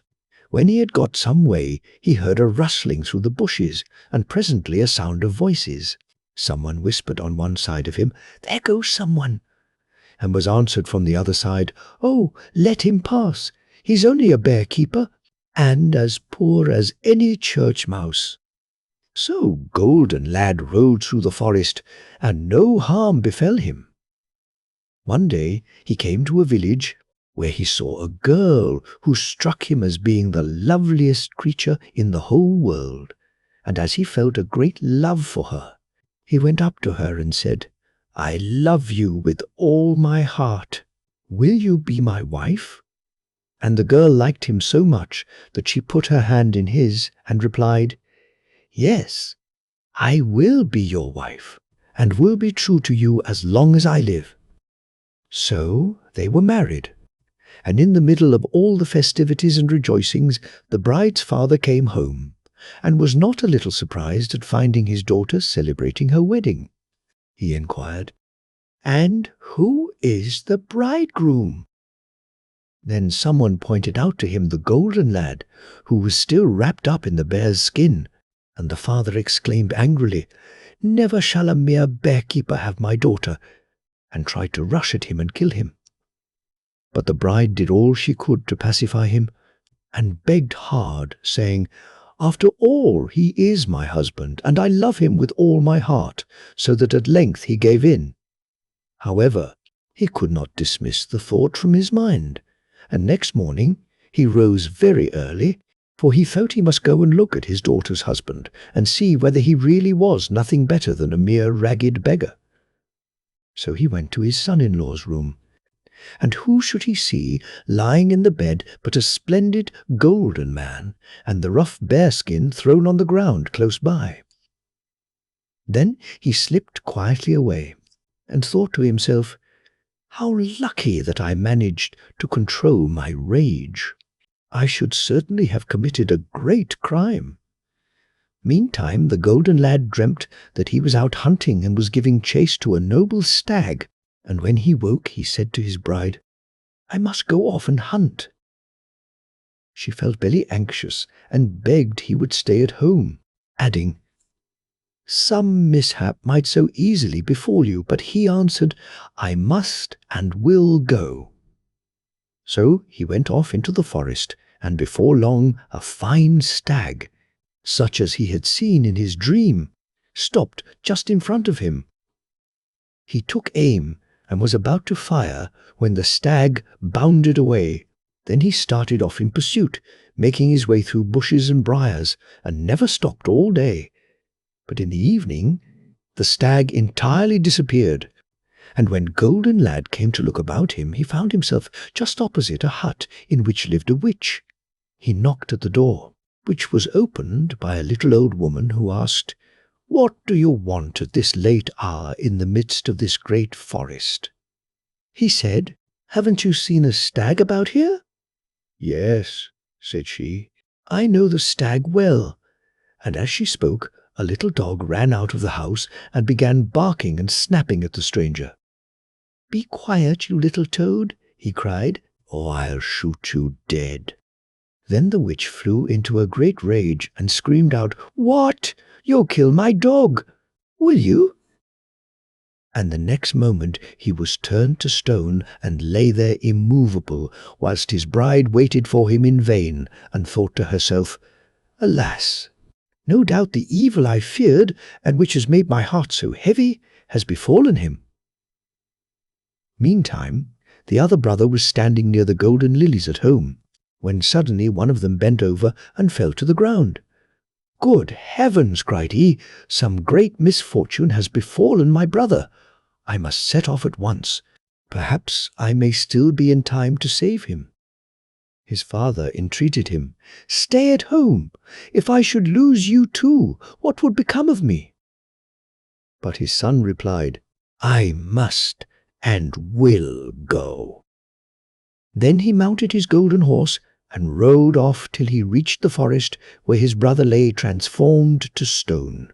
The old witch came out of her house and called to him, for she would gladly have cast her spells on him too, but he took care not to go near her, and called out, "Restore my brother to life at once, or I'll shoot you down on the spot." Reluctantly she touched the stone with her finger, and in a moment it resumed its human shape. The two golden lads fell into each other's arms and kissed each other with joy, and then rode off together to the edge of the forest, where they parted, one to return to his old father, and the other to his bride. When the former got home, his father said, "I knew you had delivered your brother." For all of a sudden the golden lily reared itself up and burst into blossom. Then they all lived happily to their lives' ends, and all things went well with them. The Golden Mermaid. A powerful king had, among many other treasures, a wonderful tree in his garden, which bore every year beautiful golden apples. But the king was never able to enjoy his treasure, for he might watch and guard them as he liked. As soon as they began to get ripe, they were always stolen. At last, in despair, he sent for his 3 sons, and said to the 2 eldest, "Get yourselves ready for a journey. Take gold and silver with you, and a large retinue of servants, as beseems 2 noble princes, and go through the world till you find out who it is that steals my golden apples. And, if possible, bring the thief to me that I may punish him as he deserves." His sons were delighted at this proposal, for they had long wished to see something of the world. So they got ready for their journey with all haste, bade their father farewell, and left the town. The youngest prince was much disappointed that he too was not sent out on his travels, but his father wouldn't hear of his going, for he had always been looked upon as the stupid one of the family, and the king was afraid of something happening to him. But the prince begged and implored so long that at last his father consented to let him go, and furnished him with gold and silver as he had done his brothers. But he gave him the most wretched horse in his stable, because the foolish youth hadn't asked for a better. So he too set out on his journey to secure the thief, amid the jeers and laughter of the whole court and town. His path led him first through a wood, and he hadn't gone very far when he met a lean-looking wolf who stood still as he approached. The prince asked him if he were hungry, and when the wolf said he was, he got down from his horse and said, "If you are really as you say and look, you may take my horse and eat it." The wolf didn't wait to have the offer repeated, but set to work, and soon made an end of the poor beast. When the prince saw how different the wolf looked when he had finished his meal, he said to him, "Now, my friend, since you have eaten up my horse, and I have such a long way to go that, with the best will in the world, I couldn't manage it on foot, the least you can do for me is to act as my horse and to take me on your back." "Most certainly," said the wolf, and, letting the prince mount him, he trotted gaily through the wood. After they had gone a little way, he turned round and asked his rider where he wanted to go to, and the prince proceeded to tell him the whole story of the golden apples that had been stolen out of the king's garden, and how his other 2 brothers had set forth with many followers to find the thief. When he had finished his story, the wolf, who was in reality no wolf but a mighty magician, said he thought he could tell him who the thief was, and could help him to secure him.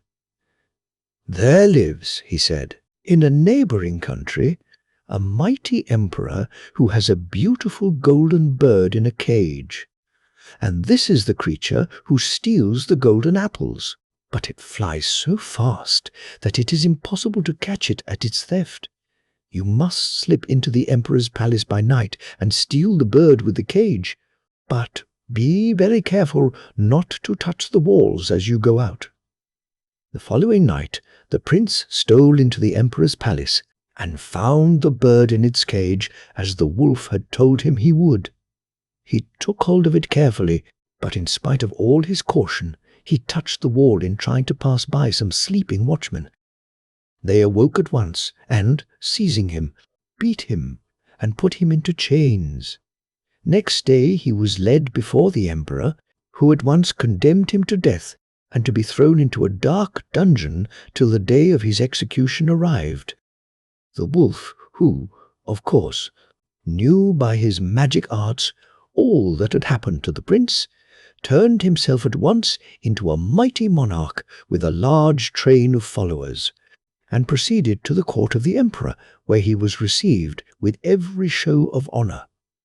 The emperor and he conversed on many subjects, and, among other things, the stranger asked his host if he had many slaves. The emperor told him he had more than he knew what to do with, and that a new one had been captured that very night for trying to steal his magic bird, but that as he had already more than enough to feed and support, he was going to have this last captive hanged next morning. "He must have been a most daring thief," said the king, "to try and steal the magic bird, for, depend upon it, the creature must have been well guarded. I would really like to see this bold rascal." "By all means," said the emperor, and he himself led his guest down to the dungeon, where the unfortunate prince was kept prisoner. When the emperor stepped out of the cell with the king, the latter turned to him and said, "Most mighty emperor, I have been much disappointed. I had thought to find a powerful robber, and instead of that, I have seen the most miserable creature I can imagine. Hanging is far too good for him. If I had to sentence him, I should make him perform some very difficult task under pain of death. If he did it, so much the better for you, and if he didn't, matters would just be as they are now, and he could still be hanged." "Your counsel," said the emperor, "is excellent, and, as it happens, I've got the very thing for him to do. My nearest neighbor, who is also a mighty emperor, possesses a golden horse which he guards most carefully. The prisoner shall be told to steal this horse and bring it to me." The prince was then let out of his dungeon, and told his life would be spared if he succeeded in bringing the golden horse to the emperor. He did not feel very elated at this announcement, for he did not know how in the world he was to set about the task, and he started on his way, weeping bitterly, and wondering what had made him leave his father's house and kingdom. But before he had gone far, his friend the wolf stood before him and said, "Dear prince, why are you so cast down? It is true you didn't succeed in catching the bird, but don't let that discourage you, for this time you will be all the more careful, and will doubtless catch the horse." With these and like words the wolf comforted the prince, and warned him specially not to touch the wall or let the horse touch it as he led it out, or he would fail in the same way as he had done with the bird. After a somewhat lengthy journey, the prince and the wolf came to the kingdom ruled over by the emperor who possessed the golden horse. One evening late, they reached the capital, and the wolf advised the prince to set to work at once, before their presence in the city had aroused the watchfulness of the guards. They slipped unnoticed into the emperor's stables and into the very place where there were the most guards, for there the wolf rightly surmised they would find the horse. When they came to a certain inner door, the wolf told the prince to remain outside while he went in. In a short time he returned and said, "My dear prince, the horse is most securely watched, but I have bewitched all the guards, and if you will only be careful not to touch the wall yourself, or let the horse touch it as you go out, there is no danger, and the game is yours." The prince, who had made up his mind to be more than cautious this time, went cheerfully to work. He found all the guards fast asleep, and, slipping into the horse's stall, he seized it by the bridle and led it out. But, unfortunately, before they had got quite clear of the stables, a gadfly stung the horse and caused it to switch its tail, whereby it touched the wall. In a moment all the guards awoke, seized the prince, and beat him mercilessly with their horsewhips, after which they bound him with chains and flung him into a dungeon. Next morning they brought him before the emperor, who treated him exactly as the king with the golden bird had done, and commanded him to be beheaded on the following day. When the wolf magician saw that the prince had failed this time too, he transformed himself again into a mighty king, and proceeded with an even more gorgeous retinue than the first time to the court of the emperor. He was courteously received and entertained, and once more after dinner he led the conversation on to the subject of slaves, and in the course of it again requested to be allowed to see the bold robber who had dared to break into the emperor's stable to steal his most valuable possession. The emperor consented, and all happened exactly as it had done at the court of the emperor with the golden bird. The prisoner's life was to be spared only on condition that within 3 days he should obtain possession of the golden mermaid, whom hitherto no mortal had ever approached. Very depressed by his dangerous and difficult task, the prince left his gloomy prison. But, to his great joy, he met his friend the wolf before he had gone many miles on his journey. The cunning creature pretended he knew nothing of what had happened to the prince, and asked him how he had fared with the horse. The prince told him all about his misadventure, and the condition on which the emperor had promised to spare his life. Then the wolf reminded him that he had twice got him out of prison, and that if he would only trust in him and do exactly as he told him, he would certainly succeed in this last undertaking. Thereupon they bent their steps towards the sea, which stretched out before them as far as their eyes could see, all the waves dancing and glittering in the bright sunshine. "Now," continued the wolf, "I am going to turn myself into a boat full of the most beautiful silken merchandise, and you must jump boldly into the boat and steer with my tail in your hand right out into the open sea.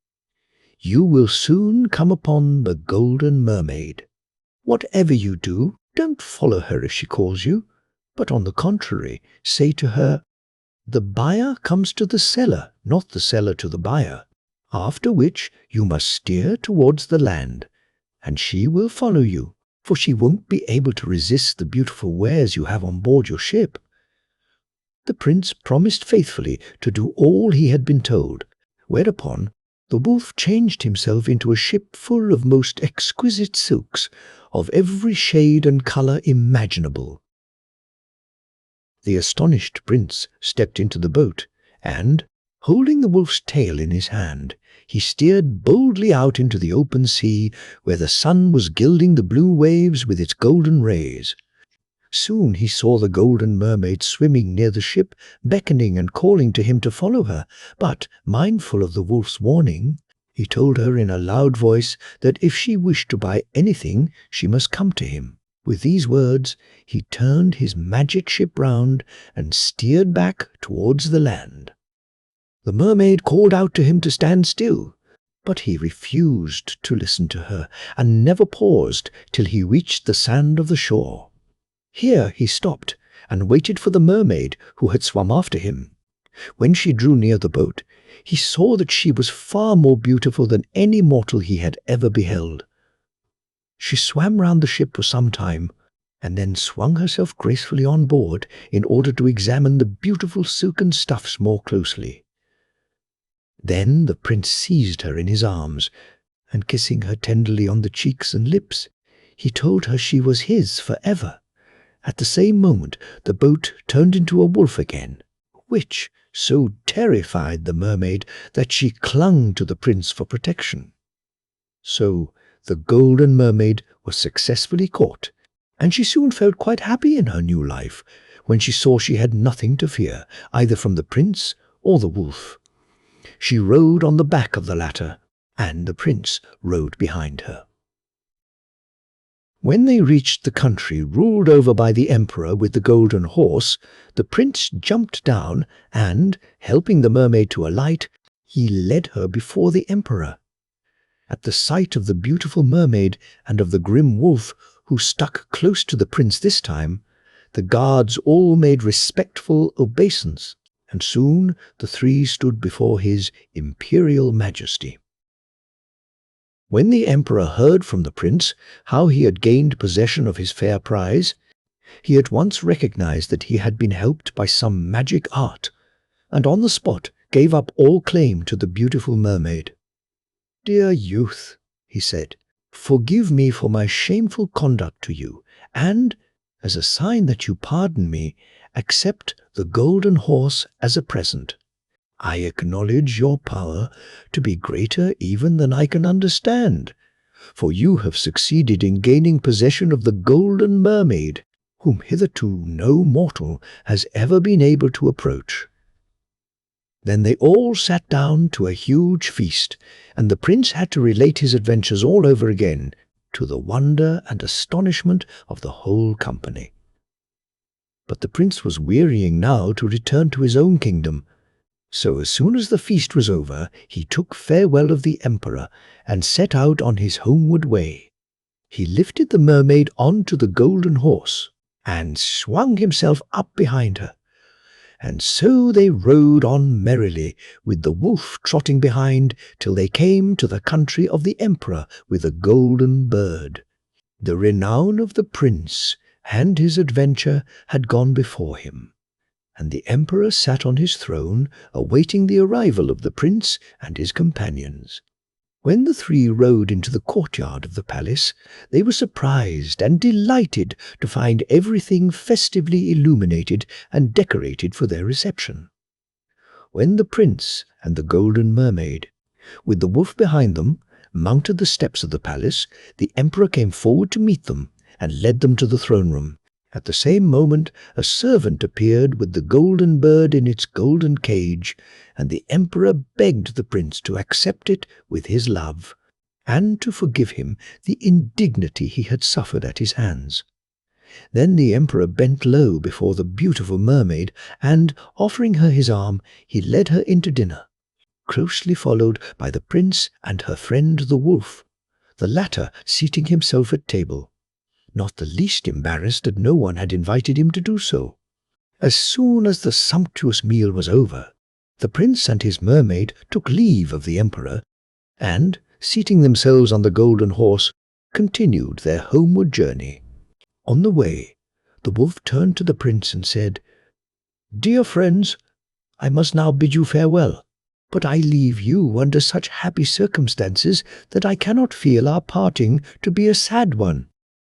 The prince was very unhappy when he heard these words, and begged the wolf to stay with them always, but this the good creature refused to do, though he thanked the prince kindly for his invitation, and called out as he disappeared into the thicket, "Should any evil befall you, dear prince, at any time, you may rely on my friendship and gratitude."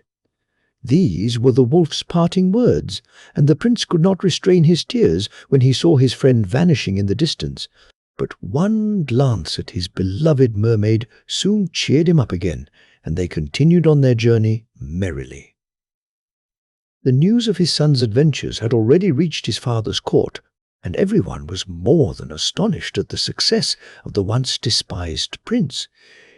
His elder brothers, who had in vain gone in pursuit of the thief of the golden apples, were furious over their younger brother's good fortune, and plotted and planned how they were to kill him. They hid themselves in the wood through which the prince had to pass on his way to the palace, and there fell on him, and, having beaten him to death, they carried off the golden horse and the golden bird. But nothing they could do would persuade the golden mermaid to go with them, or move from the spot. For ever since she had left the sea, she had so attached herself to her prince that she asked nothing else than to live or die with him. For many weeks the poor mermaid sat and watched over the dead body of her lover, weeping salt tears over his loss, when suddenly one day their old friend the wolf appeared and said, "Cover the prince's body with all the leaves and flowers you can find in the wood." The maiden did as he told her, and then the wolf breezed over the flowery grave, and, lo and behold, the prince lay there sleeping as peacefully as a child. "Now you may wake him if you like," said the wolf, and the mermaid bent over him and gently kissed the wounds his brothers had made on his forehead. And the prince awoke, and you may imagine how delighted he was to find his beautiful mermaid beside him, though he felt a little depressed when he thought of the loss of the golden bird and the golden horse. After a time, the wolf, who had likewise fallen on the prince's neck, advised them to continue their journey, and once more the prince and his lovely bride mounted on the faithful beast's back. The king's joy was great when he embraced his youngest son, for he had long since despaired of his return. He received the wolf and the beautiful golden mermaid most cordially too, and the prince was made to tell his adventures all over from the beginning. The poor old father grew very sad when he heard of the shameful conduct of his elder sons, and had them called before him. They turned as white as death when they saw their brother, whom they thought they had murdered, standing beside them alive and well. And so startled were they that when the king asked them why they had behaved so wickedly to their brother, they could think of no lie, but confessed at once that they had slain the young prince in order to obtain possession of the golden horse and the golden bird. Their father's wrath knew no bounds, and he ordered them both to be banished. But he could not do enough to honor his youngest son, and his marriage with the beautiful mermaid was celebrated with much pomp and magnificence. When the festivities were over, the wolf bade them all farewell, and returned once more to his life in the woods, much to the regret of the old king and the young prince and his bride. And so ended the adventures of the prince with his friend the wolf. The Half-Chick. Once upon a time there was a handsome black Spanish hen who had a large brood of chickens.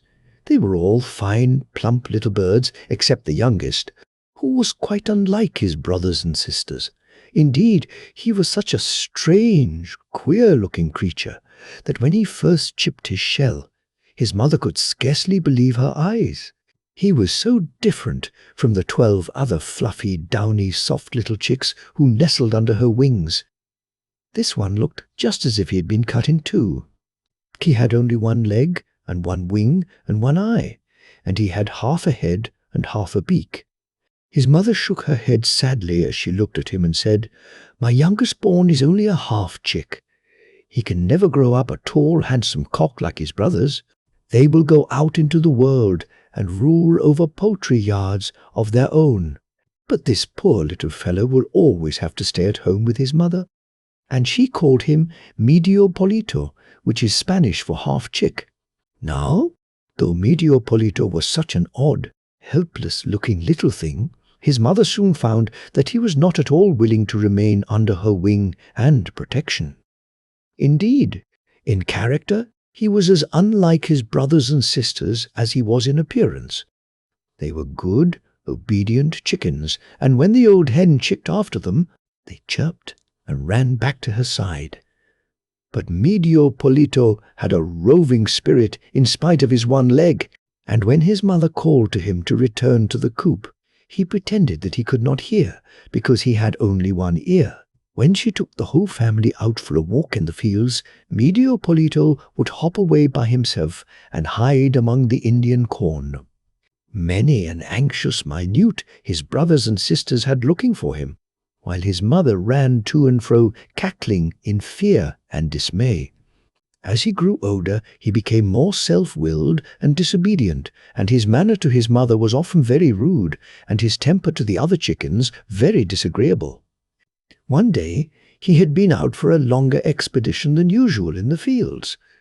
On his return he strutted up to his mother with the peculiar little hop and kick which was his way of walking, and cocking his one eye at her in a very bold way, he said, "Mother, I am tired of this life in a dull farmyard, with nothing but a dreary maize field to look at. I'm off to Madrid to see the king." "To Madrid, Medio Polito," exclaimed his mother. "Why, you silly chick, it would be a long journey for a grown-up cock, and a poor little thing like you would be tired out before you had gone half the distance. No, no, stay at home with your mother, and some day, when you are bigger, we will go a little journey together." But Medio Polito had made up his mind, and he would not listen to his mother's advice, nor to the prayers and entreaties of his brothers and sisters. "What is the use of our all crowding each other up in this poky little place," he said. "When I have a fine courtyard of my own at the king's palace, I shall perhaps ask some of you to come and pay me a short visit." And scarcely waiting to say goodbye to his family, away he stumped down the high road that led to Madrid. "Be sure that you are kind and civil to everyone you meet," called his mother, running after him. But he was in such a hurry to be off that he did not wait to answer her, or even to look back. A little later in the day, as he was taking the shortcut through a field, he passed a stream. Now the stream was all choked up and overgrown with weeds and water plants, so that its waters could not flow freely. "Oh, Medio-Polito," it cried, as the half-chick hopped along its banks, "do come and help me by clearing away these weeds." "Help you? Indeed!" exclaimed Medio-Polito, tossing his head and shaking the few feathers in his tail. "Do you think I have nothing to do but to waste my time on such trifles? Help yourself, and don't trouble busy travellers. I am off to Madrid to see the king, and hoppity-kick, away stumped Medio-Polito. A little later, he came to a fire that had been left by some gypsies in a wood. It was burning very low and would soon be out. "Oh, Medio-Polito," cried the fire, in a weak, wavering voice as the half-chick approached. "In a few minutes I shall go quite out. Unless you put some sticks and dry leaves upon me, do help me, or I shall die." "Help you indeed," answered Medio-Polito. "I have other things to do. Gather sticks for yourself, and don't trouble me. I am off to Madrid to see the king, and hoppity-kick, away stumped Medio-Polito." The next morning, as he was getting near Madrid, he passed a large chestnut tree in whose branches the wind was caught and entangled. "Oh, Medio-Polito," called the wind, "do hop up here and help me to get free of these branches. I cannot come away, and it is so uncomfortable." "It is your own fault for going there," answered Medio-Polito. "I can't waste all my morning stopping here to help you. Just shake yourself off and don't hinder me, for I am off to Madrid to see the king, and hoppity-kick, away stumped Medio-Polito in great glee, for the towers and roofs of Madrid were now in sight. When he entered the town, he saw before him a great, splendid house, with soldiers standing before the gates. This he knew must be the king's palace, and he determined to hop up to the front gate and wait there until the king came out. But as he was hopping past one of the back windows, the king's cook saw him. "Here is the very thing I want," he exclaimed, "for the king has just sent a message to say that he must have chicken broth for his dinner," and opening the window, he stretched out his arm, caught Medio-Polito, and popped him into the broth pot that was standing near the fire. Oh, how wet and clammy the water felt as it went over Medio-Polito's head, making his feathers cling to his side. "Water, water," he cried in his despair, "do have pity upon me, and do not wet me like this." "Ah, Medio-Polito," replied the water, "you would not help me when I was a little stream away on the fields. Now you must be punished." Then the fire began to burn and scald Medio-Polito, and he danced and hopped from one side of the pot to the other, trying to get away from the heat, and crying out in pain, "Fire! Fire! Do not scorch me like this. You can't think how it hurts." "Ah, Medio-Polito," answered the fire, "you would not help me when I was dying away in the wood. You are being punished." At last, just when the pain was so great that Medio-Polito thought he must die, the cook lifted up the lid of the pot to see if the broth was ready for the king's dinner. "Look here," he cried in horror, "this chicken is quite useless. It is burnt to a cinder. I can't send it up to the royal table." And opening the window, he threw Medio-Polito out into the street. But the wind caught him up and whirled him through the air so quickly that Medio-Polito could scarcely breathe, and his heart beat against his side till he thought it would break. "Oh, wind!" At last he gasped out, "If you hurry me along like this, you will kill me. Do let me rest a moment, or—" But he was so breathless that he could not finish his sentence. "Ah, Medio-Polito," replied the wind, "when I was caught in the branches of the chestnut tree, you would not help me. Now you are punished." and he swirled Medio Polito over the roofs of the houses till they reached the highest church in the town. And there he left him, fastened to the top of the steeple. And there stands Medio Polito to this day. And if you go to Madrid and walk through the streets till you come to the highest church, you will see Medio Polito perched on his one leg on the steeple, with his one wing drooping at his side, and gazing sadly out of his one eye over the town. The Little Soldier. Once upon a time, there was a little soldier who had just come back from the war. He was a brave little fellow, but he had lost neither arms nor legs in battle. Still, the fighting was ended and the army disbanded, so he had to return to the village where he was born. Now the soldier's name was really John, but for some reason or other his friends always called him the Kinglet. Why, no one ever knew, but so it was. As he had no father or mother to welcome him home, he did not hurry himself, but went quietly along, his knapsack on his back and his sword by his side, when suddenly one evening he was seized with a wish to light his pipe.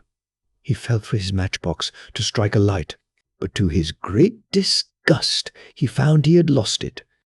He had only gone about a stone's throw after making this discovery, when he noticed a light shining through the trees. He went towards it and perceived before him an old castle with the door standing open. The little soldier entered the courtyard and, peeping through a window, saw a large fire blazing at the end of a low hall. He put his pipe in his pocket and knocked gently, saying politely, "Would you give me a light?"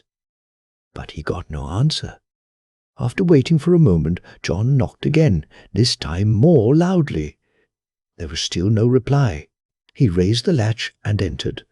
The hall was empty. The little soldier made straight for the fireplace, seized the tongs, and was stooping down to look for a nice red-hot coal with which to light his pipe, when, click, something went, like a spring giving way, and in the very midst of the flames an enormous serpent reared itself up close to his face. And what was more strange still, this serpent had the head of a woman. At such an unexpected sight, many men would have turned and run for their lives. But the little soldier, though he was so small, had a true soldier's heart. He only made one step backwards and grasped the hilt of his sword. "Don't unsheath it," said the serpent. "I have been waiting for you, as it is you who must deliver me. Who are you?" "My name is Ludovine, and I am the daughter of the King of the Low Countries. Deliver me, and I will marry you and make you happy for ever after." Now, some people might not have liked the notion of being made happy by a serpent with the head of a woman, but the kinglet had no such fears. And, besides, he felt the fascination of Ludovine's eyes, which looked at him as a snake looks at a little bird. They were beautiful green eyes, not round like those of a cat, but long and almond-shaped, and they shone with a strange light, and the golden hair which floated round them seemed all the brighter for their lustre. The face had the beauty of an angel, though the body was only that of a serpent. "What must I do?" asked the kinglet. "Open that door. You will find yourself in a gallery with a room at the end just like this. Cross that, and you will see a closet, out of which you must take a tunic, and bring it back to me." The little soldier boldly prepared to do as he was told. He crossed the gallery in safety, but when he reached the room he saw by the light of the stars 8 hands on a level with his face, which threatened to strike him. And, turn his eyes which way he would, he could discover no bodies belonging to them. He lowered his head and rushed forward amidst a storm of blows, which he returned with his fists. When he got to the closet, he opened it, took down the tunic, and brought it to the first room. "Here it is," he panted, rather out of breath. Click! Once more the flames parted. Ludovine was a woman down to her waist. She took the tunic and put it on. It was a magnificent tunic of orange velvet, embroidered in pearls, but the pearls were not so white as her own neck.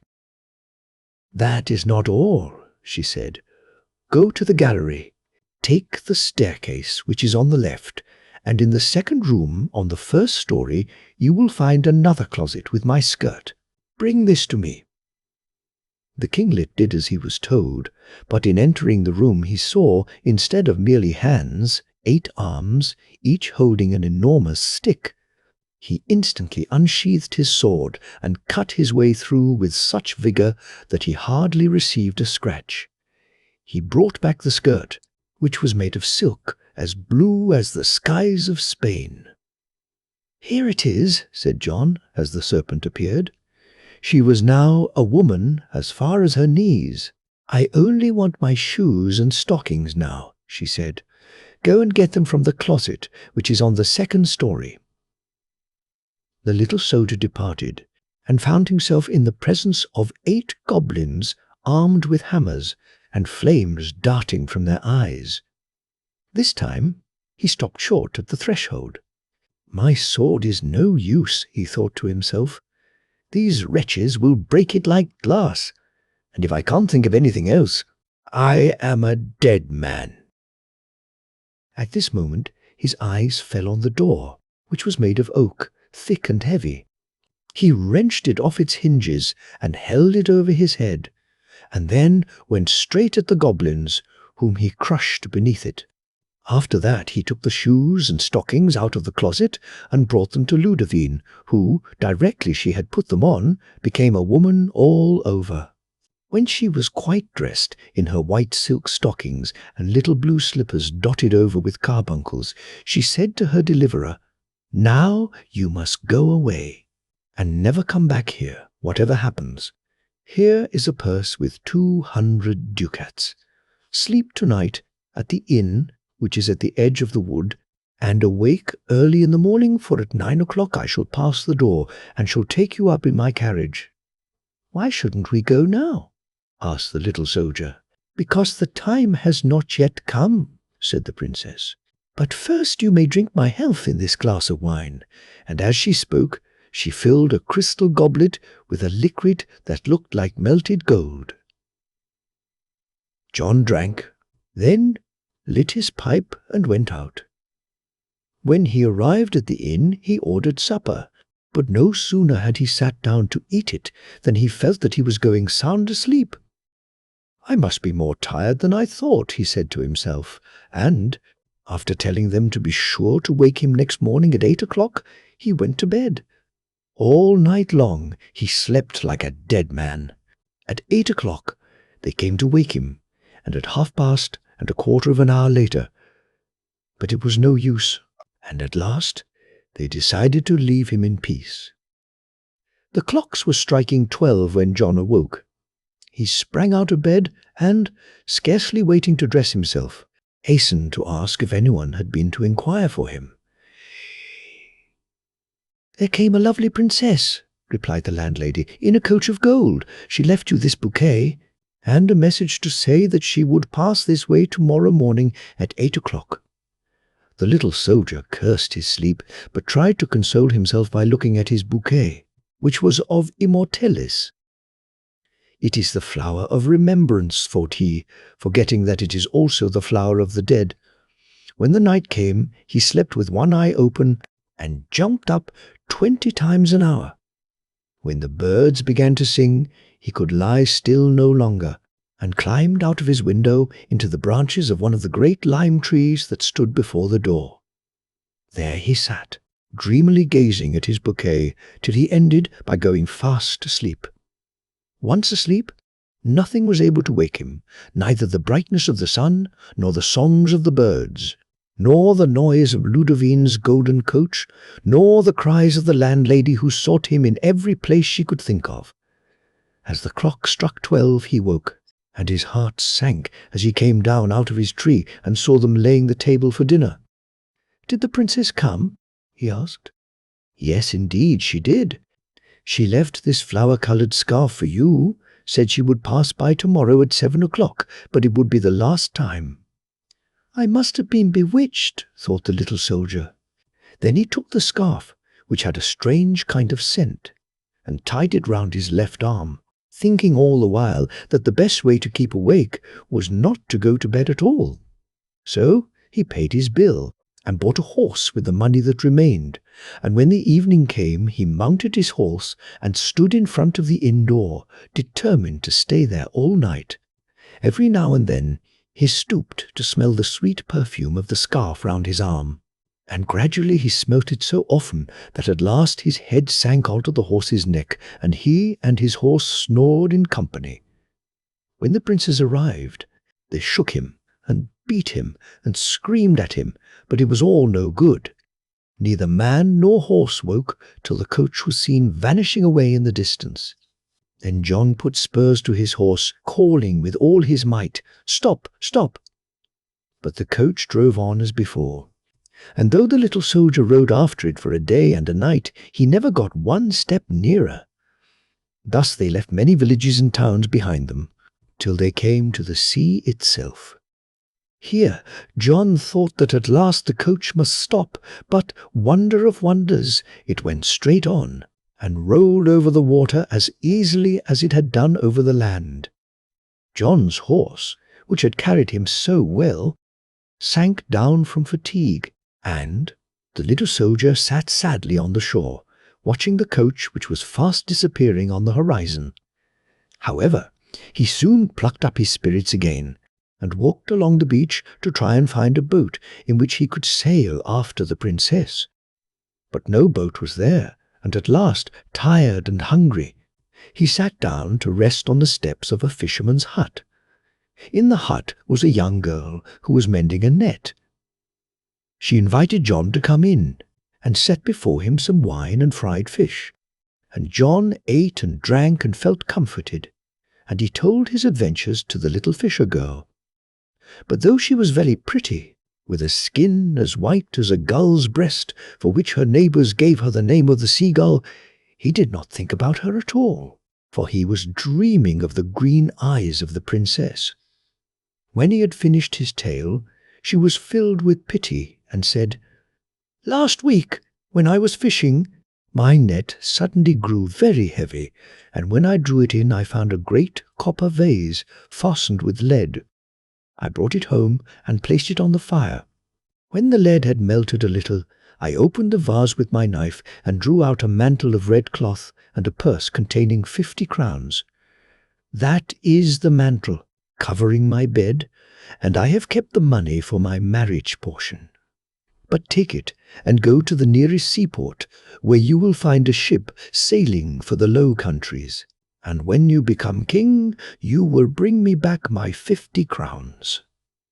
And the kinglet answered, "When I am king of the Low Countries, I will make you lady-in-waiting to the queen, for you are as good as you are beautiful.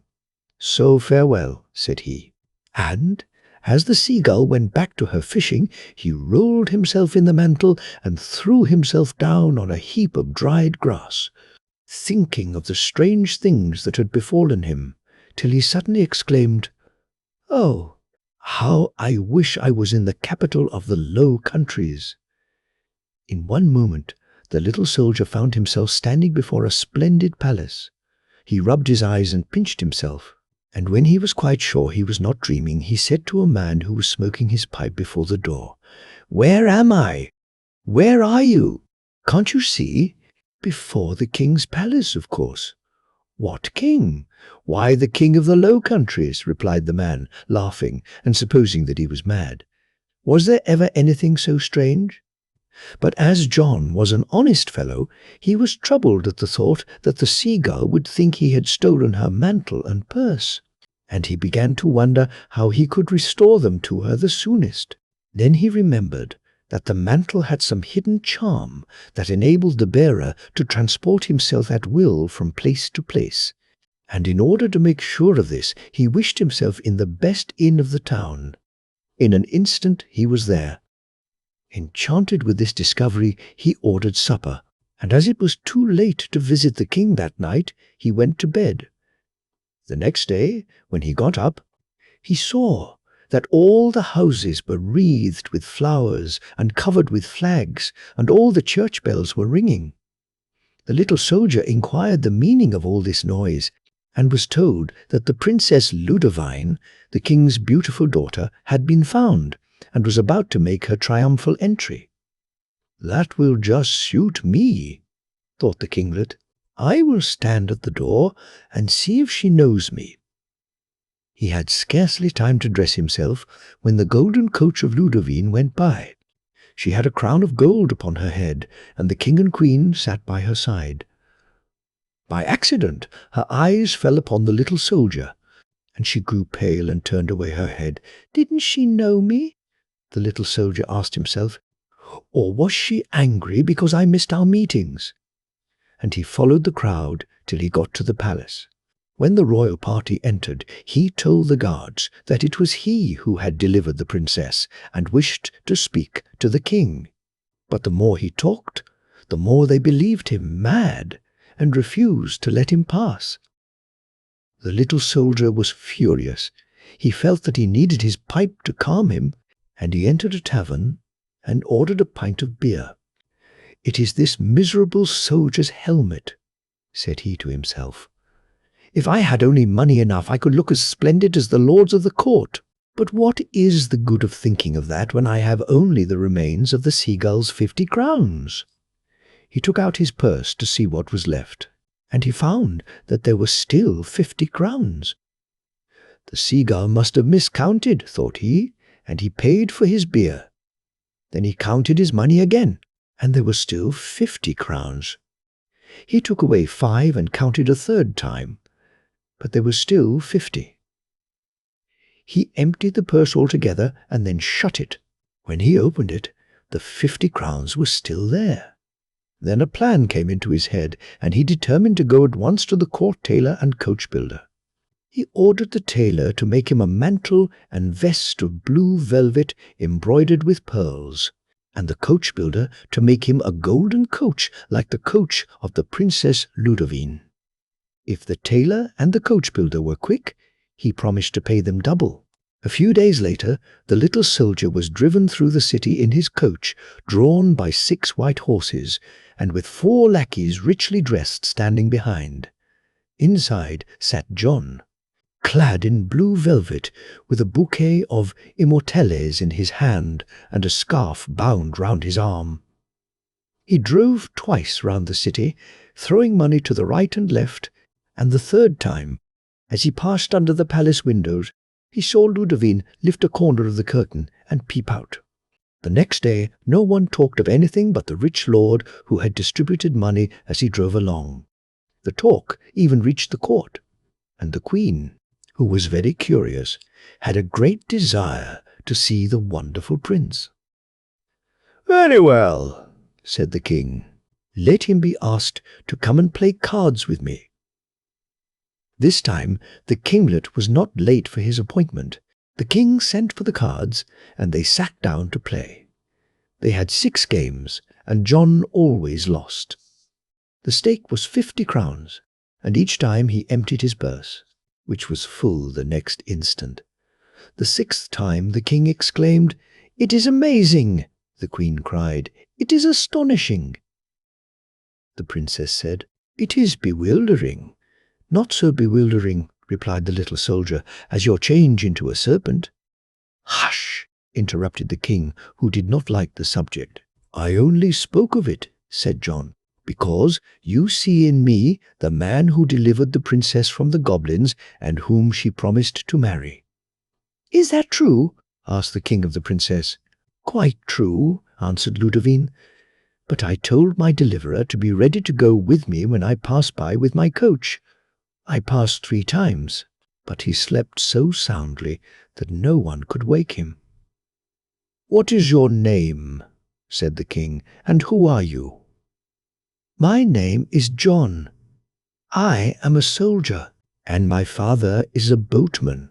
You are not a fit husband for my daughter. Still, if you will give us your purse, you shall have her for your wife. My purse does not belong to me, and I cannot give it away." "But you can lend it to me till our wedding day," said the princess with one of those glances the little soldier never could resist. "And when will that be?" "At Easter," said the monarch. "Or in a blue moon," murmured the princess, but the kinglet did not hear her and let her take his purse. Next evening he presented himself at the palace to play piquet with the king and to make his court to the princess. But he was told that the king had gone into the country to receive his rents. He returned the following day and had the same answer. Then he asked to see the queen, but she had a headache. When this had happened 5 or 6 times, he began to understand that they were making fun of him. "That is not the way for a king to behave," thought John. "Old scoundrel!" And then suddenly he remembered his red cloak. "Ah, what an idiot I am," said he. "Of course I can get in whenever I like with the help of this." That evening he was in front of the palace, wrapped in his red cloak. On the first story one window was lighted, and John saw on the curtains the shadow of the princess. "I wish myself in the room of the Princess Ludovine," said he, and in a second he was there. The king's daughter was sitting before a table, counting the money that she emptied from the inexhaustible purse. 850, 900, 950. 1,000, finished John. "Good evening, everybody." The princess jumped and gave a little cry. "You here! What business have you to do it? Leave at once, or I shall call." "I have come," said the kinglet, "to remind you of your promise. The day after tomorrow is Easter Day, and it is high time to think of our marriage." Ludovine burst out into a fit of laughter. "Our marriage! Have you really been foolish enough to believe that the daughter of the king of the Low Countries would ever marry the son of a boatman?" "Then give me back the purse," said John. "Never," said the princess, and put it calmly in her pocket. "As you like," said the little soldier. "He laughs best who laughs the last," and he took the princess in his arms. "I wish," he cried, "that we were at the ends of the earth." And in 1 second he was there, still clasping the princess tightly in his arms. "Ouf," said John, laying her gently at the foot of a tree. "I never took such a long journey before. What do you say, madam?" The princess understood that it was no time for jesting, and did not answer. Besides, she was still feeling giddy from her rapid flight, and had not yet collected her senses. The king of the Low Countries was not a very scrupulous person, and his daughter took after him. This was why she had been changed into a serpent. It had been prophesied that she should be delivered by a little soldier, and that she must marry him unless he failed to appear at the meeting place 3 times running. The cunning princess then laid her plans accordingly. The wine that she had given to John in the castle of the goblins, the bouquet of immortelles, and the scarf, all had the power of producing sleep like death. And we know how they had acted on John. However, even in this critical moment, Ludovine did not lose her head. "I thought you were simply a street vagabond," said she, in her most coaxing voice, "and I find you are more powerful than any king. Here is your purse. Have you got my scarf and my bouquet?" "Here they are," said the kinglet, delighted with this change of tone, and he drew them from his bosom. Ludovine fastened one in his buttonhole and the other round his arm.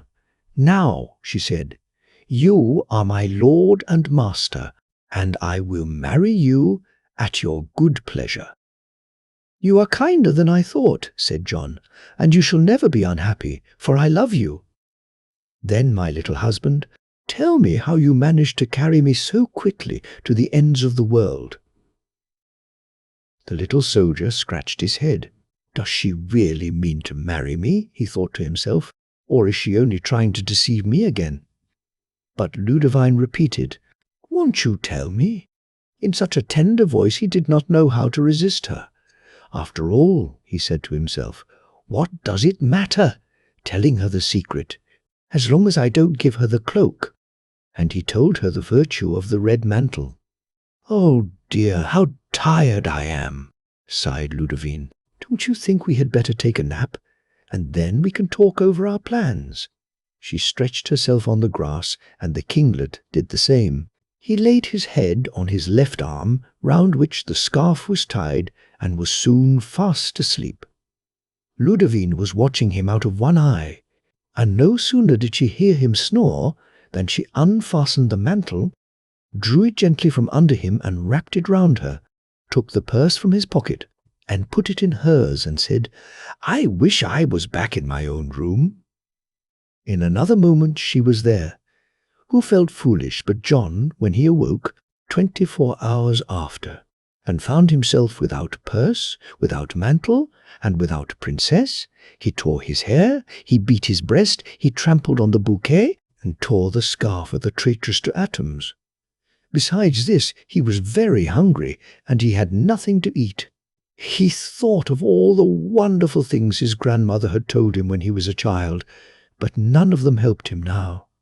He was in despair, when suddenly he looked up and saw that the tree under which he had been sleeping was a superb plum, covered with fruit as yellow as gold. Here goes for the plums, he said to himself. All is fair in war. He climbed the tree and began to eat steadily. But he had hardly swallowed 2 plums when, to his horror, he felt as if something was growing on his forehead. He put up his hand and found that he had 2 horns. He leapt down from the tree and rushed to a stream that flowed close by. Alas, there was no escape. 2 charming little horns. That would not have disgraced the head of a goat. Then his courage failed him. As if it was not enough, said he, that a woman should trick me, but the devil must mix himself up in it and lend me his horns. What a pretty figure I should cut if I went back into the world! But as he was still hungry, and the mischief was done, he climbed boldly up another tree, and plucked 2 plums of a lovely green colour. No sooner had he swallowed 2 than the horns disappeared. The little soldier was enchanted, though greatly surprised, and came to the conclusion that it was no good to despair too quickly. When he had done eating, an idea suddenly occurred to him.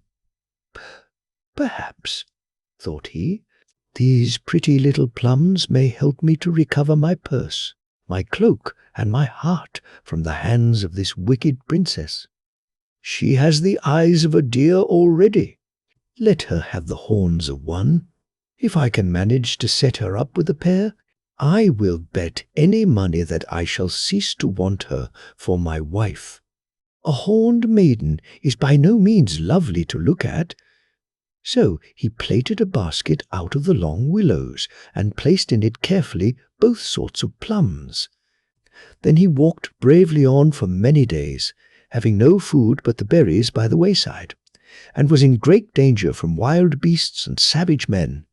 But he feared nothing, except that his plums should decay, and this never happened. At last he came to a civilized country, and, with the sale of some jewels that he had about him on the evening of his flight, he took passage on board a vessel for the Low Countries. So, at the end of a year and a day, he arrived at the capital of the kingdom. The next day he put on a false beard and the dress of a date merchant, and, taking a little table, he placed himself before the door of the church. He spread carefully out on a fine white cloth his Mirabelle plums, which looked for all the world as if they had been freshly gathered. And when he saw the princess coming out of church, he began to call out in a feigned voice, "Fine plums! Lovely plums!" "How much are they?" said the princess. 50 crowns each." 50 crowns! But what is there so very precious about them? Do they give one wit? Or will they increase one's beauty? They could not increase what is perfect already, fair princess, but still they might add something. Rolling stones gather no moss, but they sometimes gain polish, and the months which John had spent in roaming about the world had not been wasted. Such a neatly turned compliment flattered Ludovine. "What will they add?" she smilingly asked. "You will see, fair princess, when you taste them. It will be a surprise for you." Ludovine's curiosity was roused. She drew out the purse and shook out as many little heaps of 50 crowns as there were plums in the basket. The little soldier was seized with a wild desire to snatch the purse from her and proclaim her a thief, but he managed to control himself. His plums all sold. He shut up shop, took off his disguise, changed his inn, and kept quiet, waiting to see what would happen. No sooner had she reached her room than the princess exclaimed, "Now let us see what these fine plums can add to my beauty." And throwing off her hood, she picked up a couple and ate them. Imagine with what surprise and horror she felt, all of a sudden, that something was growing out of her forehead. She flew to her mirror and uttered a piercing cry. "Horns!" So that was what he promised me. Let someone find the plum seller at once and bring him to me. Let his nose and ears be cut off. Let him be flayed alive, or burnt at a slow fire, and his ashes scattered to the winds. Oh, I shall die of shame and despair." Her women ran at the sound of her screams, and tried to wrench off the horns, but it was of no use, and they only gave her a violent headache. The king then sent round a herald to proclaim that he would give the hand of the princess to anyone who would rid her of her strange ornaments. So all the doctors and sorcerers and surgeons in the Low Countries and the neighbouring kingdoms thronged to the palace, each with a remedy of his own. But it was all no good, and the princess suffered so much from their remedies that the king was obliged to send out a second proclamation that anyone who undertook to cure the princess, and who failed to do it, should be hanged up to the nearest tree. But the prize was too great for any proclamation to put a stop to the efforts of the crowd of suitors, and that year the orchards of the Low Countries all bore a harvest of dead men. The king had given orders that they should seek high and low for the plum seller, but in spite of all their pains, he was nowhere to be found. When the little soldier discovered that their patience was worn out, he pressed the juice of the green queen-clawed plums into a small phial, bought a doctor's robe, put on a wig and spectacles, and presented himself before the king of the Low Countries. He gave himself out as a famous physician who had come from distant lands, and he promised that he would cure the princess if only he might be left alone with her. "Another madman determined to be hanged," said the king. "Very well. Call, as he asks. One should refuse nothing to a man with a rope round his neck." As soon as the little soldier was in the presence of the princess, he poured some drops of the liquid into a glass. The princess had scarcely tasted it when the tip of the horns disappeared. "They would have disappeared completely," said the pretended doctor, "if there did not exist something to counteract the effect. It is only possible to cure people whose souls are as clean as the palm of my hand. Are you sure you have not committed some little sin? Examine yourself well." Ludovine had no need to think over it long, but she was torn in pieces between the shame of a humiliating confession and the desire to be unhorned. At last she made answer with downcast eyes, "I have stolen a leather purse from a little soldier. Give it to me. The remedy will not act till I hold the purse in my hands." It cost Ludovine a great pang to give up the purse, but she remembered that riches would not benefit her if she was still to keep the horns. With a sigh, she handed the purse to the doctor, who poured more of the liquid into the glass, and when the princess had drunk it, she found that the horns had diminished by 1/2. "You must really have another little sin on your conscience. Did you steal nothing from this soldier but his purse? I also stole from him his cloak. Give it me." "Here it is." This time Ludovine thought to herself that when once the horns had departed, she would call her attendants and take the things from the doctor by force. She was greatly pleased with this idea, when suddenly the pretended physician wrapped himself in the cloak, flung away the wig and spectacles, and showed to the traitress the face of the little soldier. She stood before him dumb with fright.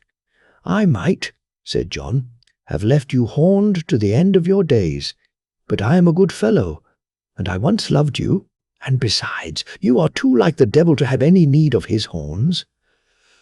John had wished himself in the house of the seagull. Now the seagull was seated at the window, mending her net, and from time to time her eyes wandered to the sea as if she was expecting someone. At the noise made by the little soldier, she looked up and blushed. "So it is you," she said. "How did you get here?" And then she added in a low voice, "And have you married your princess?" Then John told her all his adventures, and when he had finished, he restored to her the purse and the mantle. "What can I do with them?" said she. "You have proved to me that happiness does not lie in the possession of treasures. It lies in work and in the love of an honest woman," replied the little soldier, who noticed for the first time what pretty eyes she had. "Dear seagull, will you have me for a husband?" And he held out his hand. "Yes, I will," answered the fisher maiden, blushing very red, "but only on condition that we seal up the purse and the mantle in the copper vessel and throw them into the sea." And this they did. The Magic Swan. There were once upon a time 3 brothers, of whom the eldest was called Jacob, the second Frederick, and the youngest Peter. This youngest brother was made a regular butt of by the other 2, and they treated him shamefully. If anything went wrong with their affairs, Peter had to bear the blame and put things right for them, and he had to endure all this ill treatment because he was weak and delicate and couldn't defend himself against his stronger brothers. The poor creature had a most trying life of it in every way, and day and night he pondered how he could make it better. One day, when he was in the wood gathering sticks and crying bitterly, a little old woman came up to him and asked him what was the matter, and he told her all his troubles. "Come, my good youth," said the old dame when he had finished his tale of woe, "isn't the world wide enough? Why don't you set out and try your fortune somewhere else?" Peter took her words to heart, and left his father's house early one morning to try his fortune in the wide world, as the old woman had advised him. But he felt very bitterly parting from the home where he had been born, and where he had at least passed a short but happy childhood, and sitting down on a hill, he gazed once more fondly on his native place. Suddenly, the little old woman stood before him, and, tapping him on the shoulder, said, "So far good, my boy, but what do you mean to do now?" Peter was at a loss what to answer, for so far he had always thought that fortune would drop into his mouth like a ripe cherry. The old woman, who guessed his thoughts, laughed kindly and said, "I'll tell you what you must do, for I've taken a fancy to you, and I'm sure you won't forget me when you've made your fortune." Peter promised faithfully he wouldn't, and the old woman continued, "This evening, at sunset, go to yonder pear tree which you see growing at the crossroads. Underneath it you will find a man lying asleep, and a beautiful large swan will be fastened to the tree close to him. You must be careful not to waken the man, but you must unfasten the swan and take it away with you. You will find that everyone will fall in love with its beautiful plumage, and you must allow anyone who likes to pull out a feather. But as soon as the swan feels as much as a finger on it, it will scream out, and then you must say, 'Swan, hold fast.' Then the hand of the person who has touched the bird will be held as in a vice, and nothing will set it free, unless you touch it with this little stick which I will make you a present of." When you have captured a whole lot of people in this way, lead your train straight on with you. You will come to a big town where a princess lives who has never been known to laugh. If you can only make her laugh, your fortune is made. Then I beg you won't forget your old friend." Peter promised again that he wouldn't, and at sunset he went to the tree the old woman had mentioned. The man lay there fast asleep, and a large, beautiful swan was fastened to the tree beside him by a red cord. Peter loosed the bird and led it away with him without disturbing the bird's master. He walked on with the swan for some time and came at last to a building yard where some men were busily at work. They were all lost in admiration of the bird's beautiful plumage, and one forward youth, who was covered with clay from head to foot, called out, "Oh, if I'd only one of those feathers, how happy I should be!" "Pull one out then," said Peter kindly, and the youth seized one from the bird's tail. Instantly the swan screamed, and Peter called out, "Swan, hold fast and do what he could." The poor youth couldn't get his hand away. The more he howled, the more the others laughed, till a girl, who had been washing clothes in the neighboring stream, hurried up to see what was the matter. When she saw the poor boy fastened to the swan, she felt so sorry for him that she stretched out her hand to free him.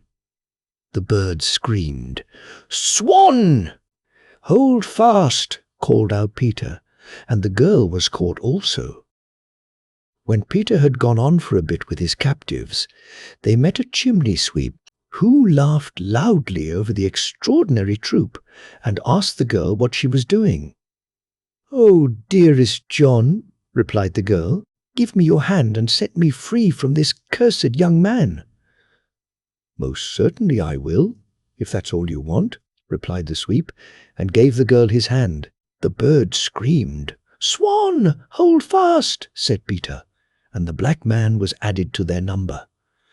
They soon came to a village where a fair was being held.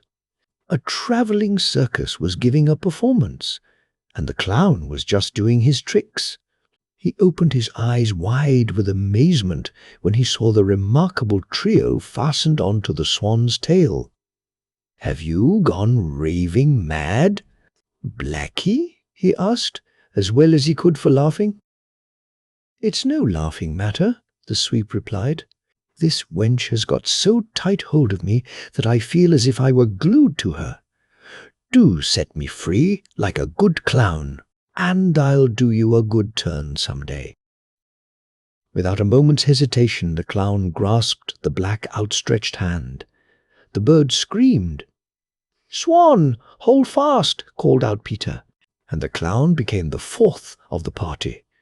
Now, in the front row of the spectators sat the respected and popular mayor of the village, who was much put out by what he considered nothing but a foolish trick. So much annoyed was he that he seized the clown by the hand and tried to tear him away in order to hand him over to the police. Then the bird screamed, and Peter called out, "Swan, hold fast," and the dignified mayor shared the fate of his predecessors. The mayoress, a long, thin stick of a woman, enraged at the insult done to her husband, seized his free arm and tore at it with all her might, with the only result that she, too, was forced to swell the procession. After this, no one else had any wish to join them. Soon Peter saw the towers of the capital in front of him. Just before entering it, a glittering carriage came out to meet him, in which was seated a young lady as beautiful as the day, but with a very solemn and serious expression. But no sooner had she perceived the motley crowd fastened to the swan's tail than she burst into a loud fit of laughter, in which she was joined by all her servants and ladies in waiting. "The princess has laughed at last," they all cried with joy. She stepped out of her carriage to look more closely at the wonderful sight, and laughed again over the capers the poor captives cut. She ordered her carriage to be turned round and drove slowly back into the town, never taking her eyes off Peter and his procession. When the king heard the news that his daughter had actually laughed, he was more than delighted, and had Peter and his marvelous train brought before him. He laughed himself when he saw them, till the tears rolled down his cheeks. "My good friend," he said to Peter, "do you know what I promised the person who succeeded in making the princess laugh?" "No, I don't," said Peter. "Then I'll tell you," answered the king. 1,000 gold crowns or a piece of land? Which will you choose?" Peter decided in favor of the land. Then he touched the youth, the girl, the sweep, the clown, the mayor and the mayoress with his little stick, and they were all free again, and ran away home as if a fire were burning behind them, and their flight, as you may imagine, gave rise to renewed merriment. Then the princess felt moved to stroke the swan, at the same time admiring its plumage. The bird screamed. "Swan! Hold fast!" called out Peter, and so he won the princess for his bride.